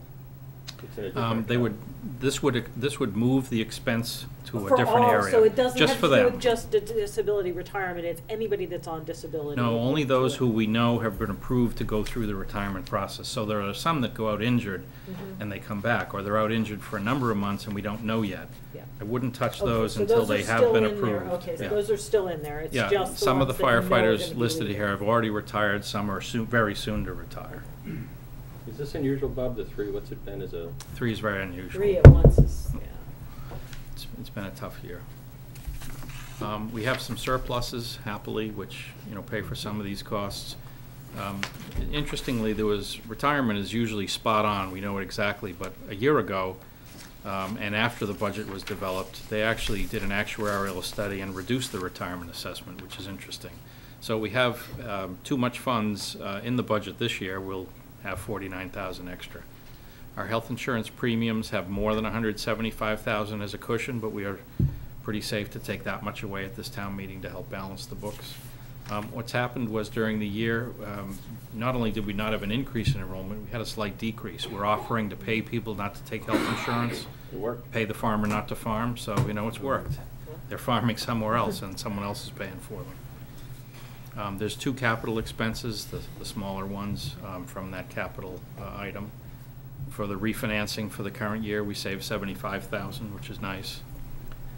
We're adding $80,000 to legal expenses, which I'm thinking is probably high, but I just don't know. The high school TLT litigation has ramped up and costs have ramped up. I don't exactly know where that's going, so I really need a cushion. Plus some of the stuff that town council has been working on. I've got an updated legal budget for you that I'll share at the next meeting. I went through as fairly as I could and said one time ongoing. And I tried to make the mistake, if I was going to make a mistake, it was ongoing if I wasn't sure. 2/3 of the legal budget this year is one time. Zoning, charter, specific litigation. Now litigation's going to happen, but not necessarily litigation with a settlement, so it's hard to know. The charter costs $20,000 to mail. I expect much of it is in the recycling bin, but we haven't counted. And unopened in the recycling. No doubt. We've purchased a software system. We got a really good deal. It's way less than half price. We'll put it in the budget probably in FY18 or FY17 if we like it. But we've effectively hit a startup company. The guy's a genius. As a hobby, he started this. He's one of these whatever founders with now nothing to do. And so he started a software company to deal with law enforcement because as a kid that was his hobby. He's got phenomenal analytics built on how to run your police department, and he's gathering data from other police departments so you can compare. This is the perfect thing we've always wanted, but other organizations that have attempted this have done a poor job of getting data. What's the name of the company? DataViz, V-I-Z-S, D-A-T-A-V-I-S. We're in on the ground floor. There was a meeting in Wakefield a couple months ago. All area police chiefs came. We didn't leave the room before we signed up. He said, I'm going to offer this deal to the first 4 of you. We were second in line. The results are already quite impressive. And when we build up enough data, I'm sure the chief will be in and show it to you. Police Academy tuition is a frequent occurrence. When we hire a new officer, they have to pay the tuition. But they pay it out of payroll over a period of time, which could go beyond a fiscal year. Public Works has had a couple of retirements this year. That's a payout at retirement, and you can see down below it's offset by using a stabilization fund set up for that account. In Public Works, we're reducing the fuel budget. Part of that's going back into some professional development, which was a byproduct of collective bargaining, which is something I'm very happy about. And then some shade trees, which we need to do. The big number, snow and ice, 900,000. Natural gas, it's the last one. Yeah, that's the next one. Snow and ice, 900,000 over. It really isn't yet. But if, it's just like fixing my snowblower. Once I finally get around to it, it stops snowing. If we don't ask for too much money, it's going to snow again, so we're asking for too much. There's a good solid storm built into that number that has not happened yet. Rubbish and streetlights, again, are showing surpluses for the year. Some of that is the recycling we continue to do a good job at. Where do you get a credit on or decrease on the streetlights? Is it consumption? No, they cut us a break on streetlight rates. They had lowered that at some point in the past. The library long-range plan is the strategic plan I know we've talked about. Part of that is how to staff the library after it's newly built. There's been a lot of discussion in the Finance Committee about that. And that hasn't been in the budget already? It hasn't been. It's something the library is required to do every 5 years. This is a little bit more of an effort than is required every 5 years, but they've deferred it for about 3 years because of the fact they were moving to another space. So this is a pretty exhaustive study. There's actually 2 separate pieces, but we can call it 40,000 and call it this one thing. The strong desire of the trustees is to have this ready for November town meeting discussion, whatever the results are and whatever they think they need to do. If all goes well, they'll be moving into a new building in about a year. year and a month or so. So, you know, having a staffing plan, if that's what comes out of it, would be good to take action in November town meeting if possible. And then the last one, on town facilities, it's a fairly small budget, it's about $700,000.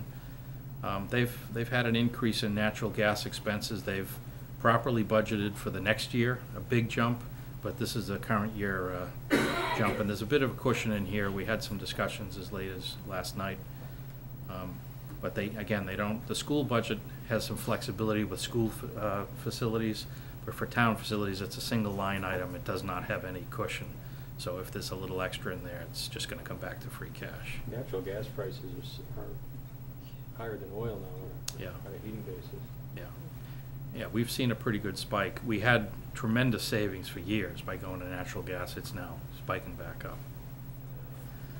The long and short of all this is, you know, for $900,000 worth of snow and ice, we're using $700,000 of free cash. I do want to point out that I'm recommending using $140,000 from the permits inspections revolving fund rather. That is a balance of $700,000. I had met with the Economic Development Committee almost a year and a half ago and asked for ideas on how to spend that in a like manner as it was collected. I haven't heard. It's really time we start drawing it down because it's $700,000 that we're using $50,000 a year as an offset for community services, mostly document storage, and a little bit of extra inspections hours. That need will go away in about 5 years, absent any changes. So there's no need to have $700,000 without a plan to spend it. And by the revolving fund rules that town meeting sets up, we can only spend $200,000 a year. So $60,000 has already been spent. This would spend the balance of the $200,000. And then in sewer, here's the $600,000 worth of capital. There's a $520,000 sewer project and $80,000 for software for all the sewer projects. So that's your FY15 budget. It's, you know, that's a tough number right there, obviously, but. Bob, you said it's a storm buffer. What's the financial value? Say it again. Oh, If we don't. 75 at 80,000. Cost for an average storm in Reading. Is there any, we recently got the $90,000 back for pothole street repairs. Is there any discussion, given the magnitude of the storm across the state, about reimbursements? I heard tonight on the radio that they're filing with the federal government for emergency. Yeah, the first funds. 3-foot storm has been filed as a FEMA reimbursable storm. The first 3-foot storm? The first 3-foot, well, the only 3-foot storm. After that, none of the storms met the FEMA guidelines. But collectively they did, but individually none of them did. So what the governor has asked of FEMA, and certainly has a lot of backing in the state, is, look, everyone started plowing on this day and didn't stop for 3 weeks. So I don't care what you call the storms. You know, there was a big storm. Whether that goes anywhere with the federal government or not, we just don't know. But there's been the ask. The ask is there. If we do get reimbursed for the first storm, we probably won't see it till the next fiscal year. So we can't count on it. Reimbursement goes back into general fund. Yeah. I mean, we'll identify it, but we're not gonna see it in, you know. I would assume not. And with the draft version of this a week ago had $50,000 for pothole repairs, which we clearly need to do, but the governor did release $90,000 to Reading, a little more than that for pothole repairs. We have to spend by June. So they're all over it. They've already got the form approved. They've already started to fill Yeah. potholes, I've noticed. That's great, so you get to pull that out of next year's budget. It was actually going to be a request on this page for this year to do it this spring. Got it. So we'll take care of Okay. it that way. So that's this year's budget. I don't know if there's any other article that strikes your fancy. The petition, Article 13. Okay. Oh, one article I might recommend you to take a position is Article 8, smart, Yeah. complete streets. Yeah.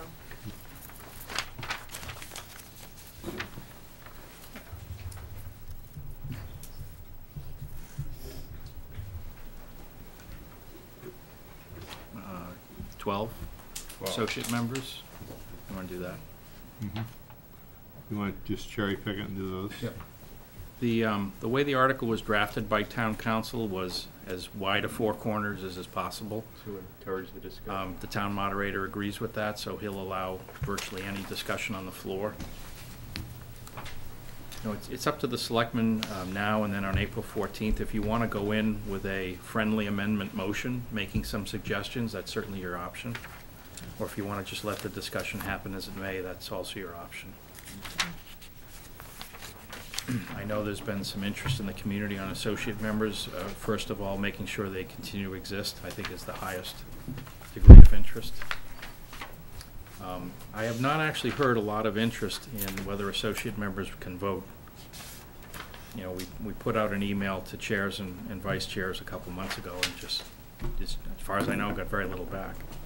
There's one gentleman in the audience who emails me every week or two.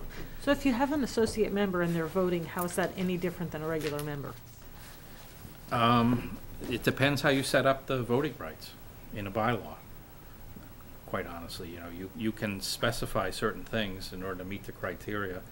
You only vote in the absence of a full member, so there's a main difference. For example, you could treat it like, we call auxiliary jury members in a case of like CPDC. Oh, okay. Like ZBA already has that, I think, where, correct me if Mr. ZBA back there. Can the associate member vote if he's sitting in the quorum when a hearing happens? Yes. Okay.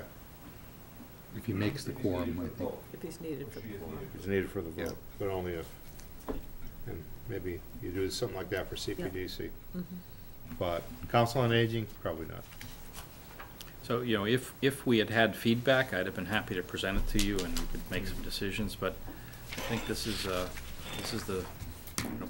bylaw that gets made on town meeting floor, basically. But again, if the board on April 14th wants to draft any kind of a friendly motion within the four corners, no reason you can't. You know, from the feedback I've got, I honestly don't even have an idea what that would be. Seems to me that the board should take positions on 4 through 12. We'll look at the next bunch. I could do it. Can I do a universal motion there? Move the Board of Selectmen recommend the subject matters of Articles 4 through 12 of the April 27th, 2015 annual town meeting warrant. Marcy seconds. Any further discussion? All those in favor? 5-0. And let's talk about 13.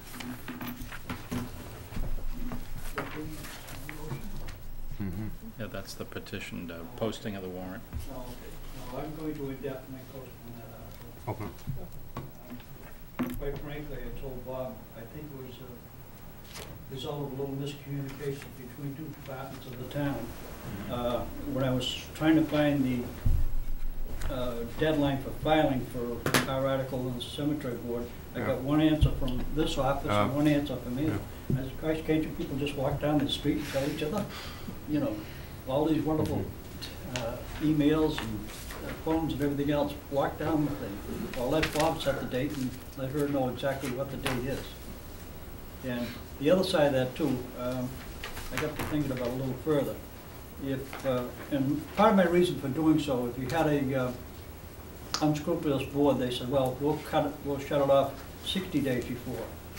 Well, that could backfire because now under the new charter, people could get out and get 200 signatures and force you to have a, and so I don't think you'd be tending, you want to do that. But I think it's very important to let people know exactly what day the warrant is going to close from now on. Okay. So Article 13 will be tabled. We'll leave them alone. Indefinitely postponed, not tabled. Okay. There is a difference. Cell Tower 14, we should probably take a position on, and surplus property and authorizing that on WRA 16. So 14, 15, 16. I'll move that the Board of Selectmen recommend the subject matter of Articles 14 through 16 of the April 27th, 2015 annual town meeting warrant. Marcy seconds. Any further discussion? All those in favor? 5-0. We have not yet heard a presentation on the cemetery garage. Is that forthcoming at our next meeting possibly, Bill? Or I don't know, does the board wish to come in? We could come in, yeah, Yeah. if you want to make. So we can defer till that time. It's a pretty tight agenda, but are you going to bring in your diorama? I can do that. Which one would you like, the latest version? Nicely done. Latest one. Yeah. It is very nicely done. Yeah, well, I've got a later version, not quite as nice, but it is done. by the way, this is Jen, she's our chairman. Oh. She's the one that keeps me in line, or tries to. Could he really? Is that possible? It's a thankless job. It's not possible. If anybody can, it's her. You know what, John? I think the basic difference between the two boards, if you will, is where the location should be. Should it be combined with you people, or should we have our own? That's the question. And I'm going to offer something I think may be of benefit to both of us. What would you think of approving the funding on the condition that it go to the new building committee and let them make the determination? That takes it out of both parties. That's a neutral body, and I think that's what they were partially created for. I would still object because that's not gonna cite the whole DPW garage. 2 million is I know. meaningless I know. if it's moved to the bigger location. But, we still feel strongly that we should be separated. And of the 12 peer communities that we like to compare ourselves with, not one of them have their cemetery department in with their DPW, including Lexington. We tend to be a pioneer in some. I know that. And the cemetery department was not part of DPW until the charter came into being. So, and if you go back to the history, and Dan will tell you, in '85 we built the present building. Oh, yeah. We didn't build it big enough at that time, and it was a kind of a rumble to get it in there. There were talks of being a Taj Mahal, I remember that. No, I know. And, go ahead, Bob. John, if I may. I agree with virtually all of what Bill says and what the cemetery trustees say, and to just add on to that and some of Kevin's comments, the same issues exist at the DPW garage. Over the years, we have far less staff and much bigger equipment. The garage wasn't built to handle all that big equipment. It was, if you will, somewhat short-sighted to continue to buy the new equipment and lay off staff and think it's cheaper when you didn't take care of the capital cost underlying it. So, to me, it's a related big issue that belongs in a building committee. I have an opinion, but I'm certainly open-minded to both sides about whether they should be together or separate. To me, the default is together, but I don't have an objection to separate if there's a good argument for it. Mr. Brown. John, thank you. If you were to vote in favor of the $2 million and leave it to the building committee, they do not have to spend it. They could come back and say, yes, we want to combine it with everybody else, and that would end it right there. And I think our board would reluctantly agree with it.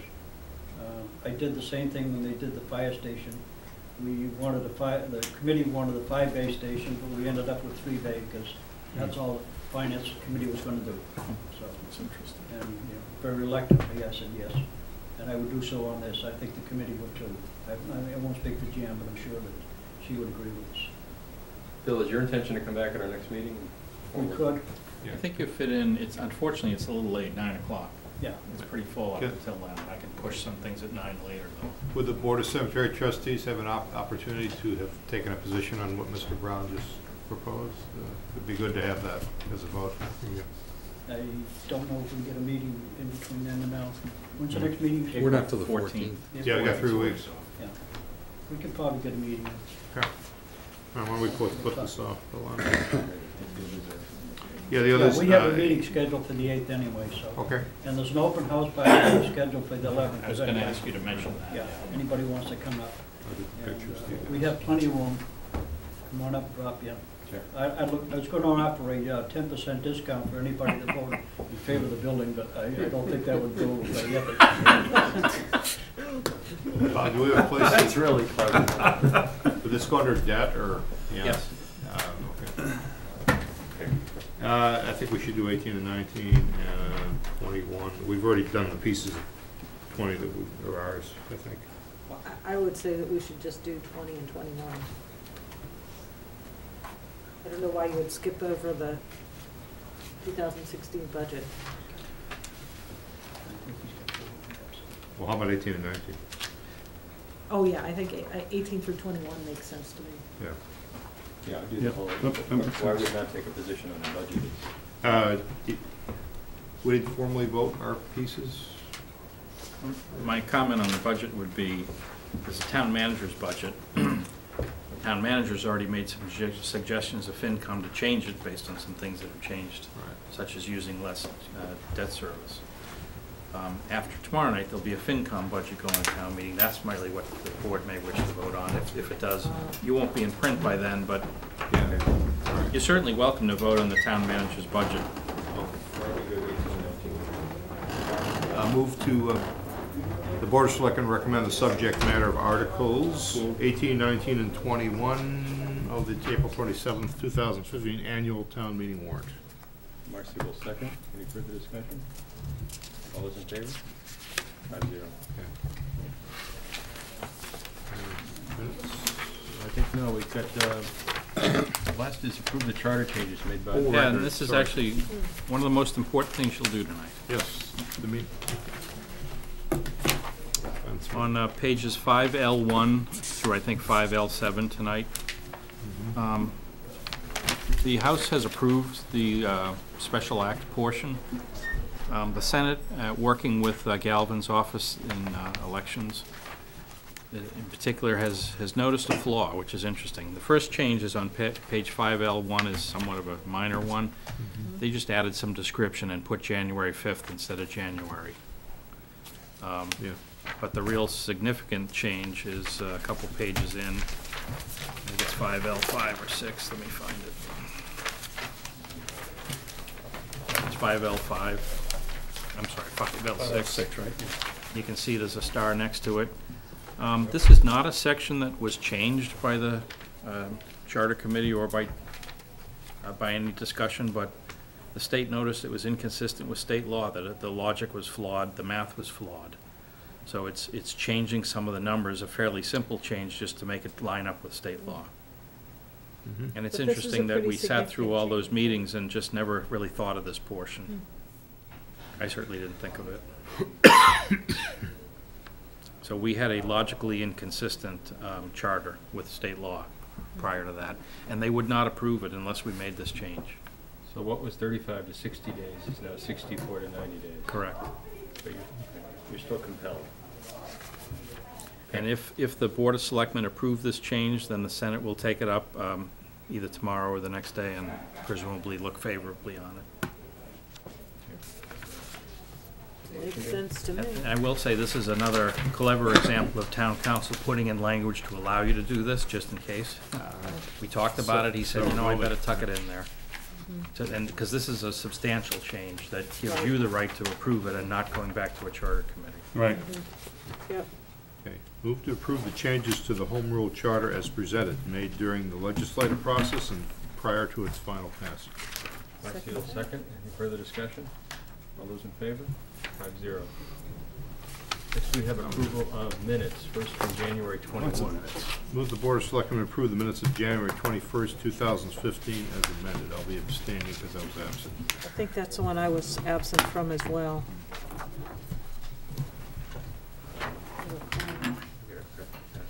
I don't have it here, so I can't. Yes, you both were absent. Financial form, yeah. Oh, yeah. Yep, you were. Yeah, so I'll be abstaining.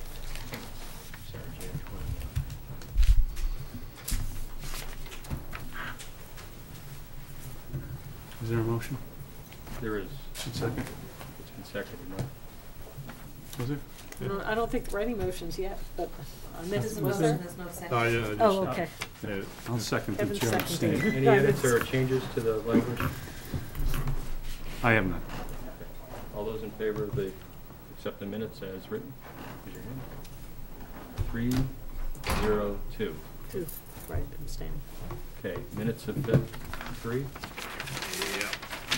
move the Board of Selectmen approve the minutes of February 3rd, 2015 as amended. Any second? Second. Okay, any changes or edits?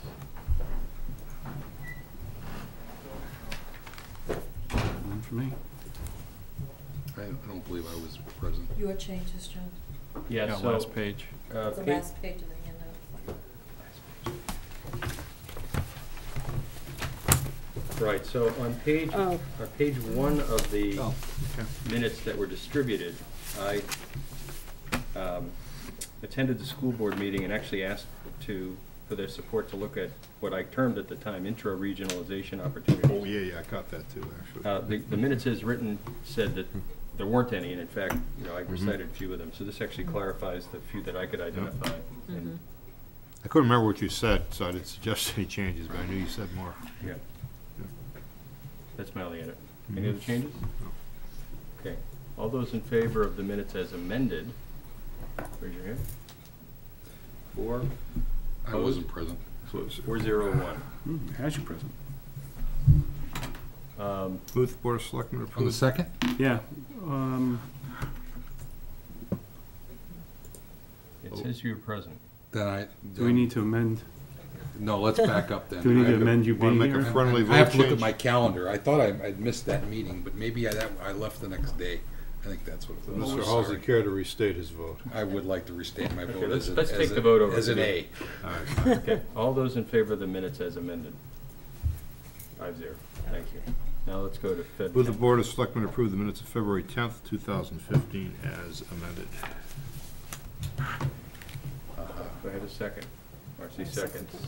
Any changes or edits? Is that the one I was missing? That's the one you weren't That's the one you were at. not here. Okay. I knew there was a February one that I missed. I'm sorry. All right. Seeing no changes, all those in favor of the minutes as written? 401. And last, Feb. 24. Move the Board of Selectmen approve the minutes of February 24th, 2015 as amended. Marcy seconds. Any comments or discussion? All those in favor of the minutes as written? 5-0. Before we adjourn, since we have a full representation tonight, there've been a number of emails and letters to the editor, and I've gotten stopped regards the naming at the high school field. Many years ago now, it seems I distributed several weeks ago, I distributed the work product that came out of the school, which upon reading it really doesn't fit. It's got the right spirit, but it's the wrong tool. Yeah. What's the sense of the board in terms of what you all want to do? I'm inclined to move forward.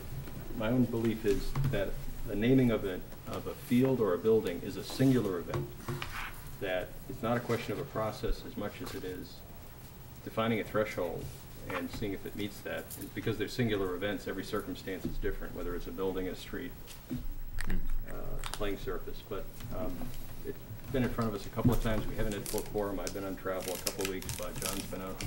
What's the sense of the board? Well, given the interest in naming a place where a man did his work for 35 years, and did it, ably and nobly, makes sense to me. It's to me, it's only a semantical question, in my opinion. Is it, is it Morton Field at Moscarella Park? Is it renamed as the, Morton Moscarella Park? It just, it's a semantical issue. In my opinion is that honoring Peter Moscarella by a named acknowledgement at the field is highly appropriate. My question is more to the process that you think is required to get there. Putting the Well, I think it's a one-off, to be honest with you. I think each thing is so different. I agree with you. It's unlike the school, right, in that it was more of a Hall of Fame. It would happen every year. Yeah, it just so happens this is a school teacher and coach of 35 years, and it so happens that he conducted the business of the high school athletic baseball program on a town field, but it's not a school thing. So I think it tends to be a one-off. I've been left with the impression, I know that I brought this topic up a year ago. And we thought maybe we needed to have a process, and we've wrestled with it, I think, because it's kind of hard to have a process. We could define a minimum standard for how it's got to be described, what the criteria is. I'm sure that the proponents would respond to it. The question is, you're going to get to yes anyway, given the circumstances, in my opinion. We could do that for due process sake. I'm just looking for a sense of the board. I would recommend that you do some minimum standards. I think that makes sense. I think I would go light on the process. I know the school committee process is Yeah. quite Onerous. Crying on us, yeah. involved. I and mean, not I think onerous is a you poor paint choice a of broad words, brush but- on the I- minimum standards, I so would, it I it is think you just transferable. want, yeah, something that, we clearly wanna have minimum standards for naming You know, something, and you don't wanna have Yeah. just anybody come and say, well, Why you know, not this? Joe, Yeah. Yeah, Joe's my It needs to be a friend, so citizen, it let's needs to be a name. person Well, I think a where the properly need- vetted it's gotta be background too relevant. is, Right. is I mean, important. there's- Right. You know, there's, You know, we wanna make sure we know the name we're putting on, and I'm not talking about anyone in particular, but, whenever you're naming something, a field that's potentially gonna be that way for, could be forever. well, 50 We years. wanna make sure that Currently. that down we're there. putting a good name on that field. I think one of the minimum criteria would be a very good background check Right. on the individual. And I'm not, and again, I'm not talking about anyone specifically, but Right. you'd hate to have things come back and bite you 10 years down the road. My interest is, I know the circumstances, so it's less for me, and it's more for somebody in the public who says, why did you do this, how did you do it, how did you come to that conclusion? And secondly, Absolutely. that document might be a useful summary in a honorarium or in a memory kind of a way for 5 or 10 or 20 years later, when the question is, well, who's Exactly. Morton, who's Newt Morton? Does Right. anyone know what Newt Morton did? Well, there are those that do, but most don't. And, anyway, I'd be interested in trying to come up with that minimum standard, whatever it should be, and I'm not sure if there's another member of the committee that would be interested in drafting it. My thought would be is we'd come back with it at some future date to the board, get your collective inputs, and then in a very rapid fashion, ask the proponents that want to move forward to comply with whatever the standard is and come before us. I mean, I'd be happy to take a shot at putting some minimum standards together, if, Okay? you know. Great. And be happy to collaborate with anyone as well, as far as that's concerned. Happy to be a But I do sounding board. think it's something that we should get to, because there does seem to be a groundswell around a particular situation. Right. I do think we should respond to that, and if we can at the same time create some minimum standards, we're all the better for it, you know. I agree. I'd like to help that effort as well, John, so if Great. we'll meet offline, we'll put a document together, a process, Great. get it Maybe back we to you. can, we can have it back here for the next meeting. That's entirely possible. You and I can work by email and Yeah. get quite a bit done. The last discussion I'd like to bring up is we've had this concept of Reading 2020, and frankly haven't made a lot of progress. I'm in favor of putting some more energy back into the strategic planning aspect of it. And what kicked it off was a number of weekend sessions, or one in particular with some homework assignments. Bob, I'd be interested in trying to get that group together again on a Saturday. I mean, it could be a night too, for all I care. It's just a little, without a regular cadence, much like the conversation around the firearm safety discussion, it kind of doesn't move forward. Yeah, I've talked about it with department heads, that there's a yet-to-be-hired department head that'd be thrilled to go, I can tell you that. On your April 14th agenda, I think you should wait, because MAPC is coming in to describe and discuss their service inventory. And I think that's a huge Input. background piece of information for the 2020. So I'm certainly, I'm agreeable and I'm amenable to doing it. I think it might be better with the 6 of us, once or twice, and not all the department heads. I think you should use them judiciously.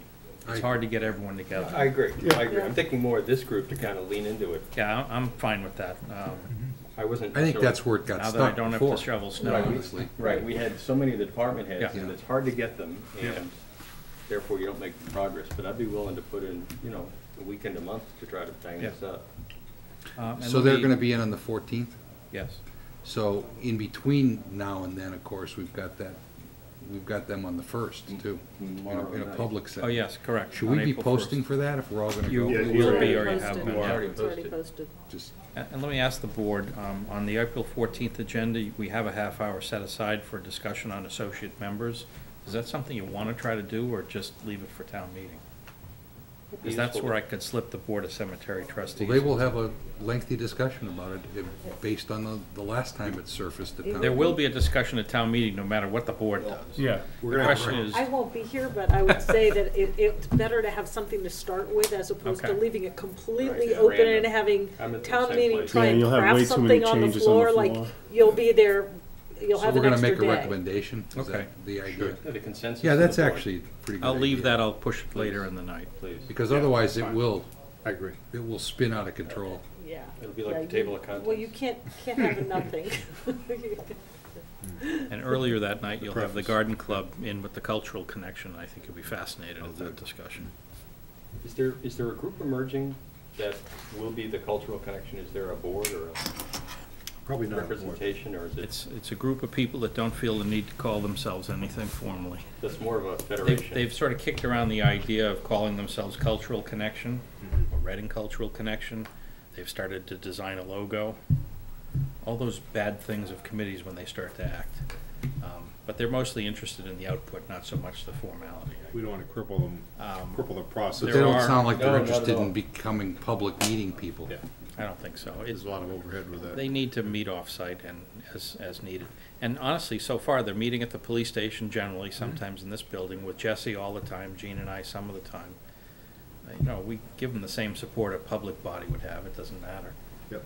It would But be if great they- to have another private partner. But if they, you know, want to meet at a restaurant on a Saturday, they can do it, and they don't have to involve staff or post. And they don't have to have a Advantage of not quorum, being a board and they can committee get work commission. done. Yeah. Um, There are lead encourage that. organizations that are part of this group so far that you'll see. But I think there's probably a second group that's much larger, that's kind of putting their toe in the water, and they've been to some meetings, but not all of them. Once they see how this works, this event works, I think there'll be a second group that's jumping in. Then you're gonna have people fighting to take control of the whole process? Well, you never know. You know, honestly, again, I don't want to put the horse my before the cart here, but the new department head yet to be hired will be perfect for this group to assist. Very good. If there are no other comments, I'll entertain a motion to. So to let Ms. West drop the final gavel here. All right. I'll move to So- adjourn. All right, is there a second? Second. All those in favor? All right, All we're right, adjourned. boom. Good night.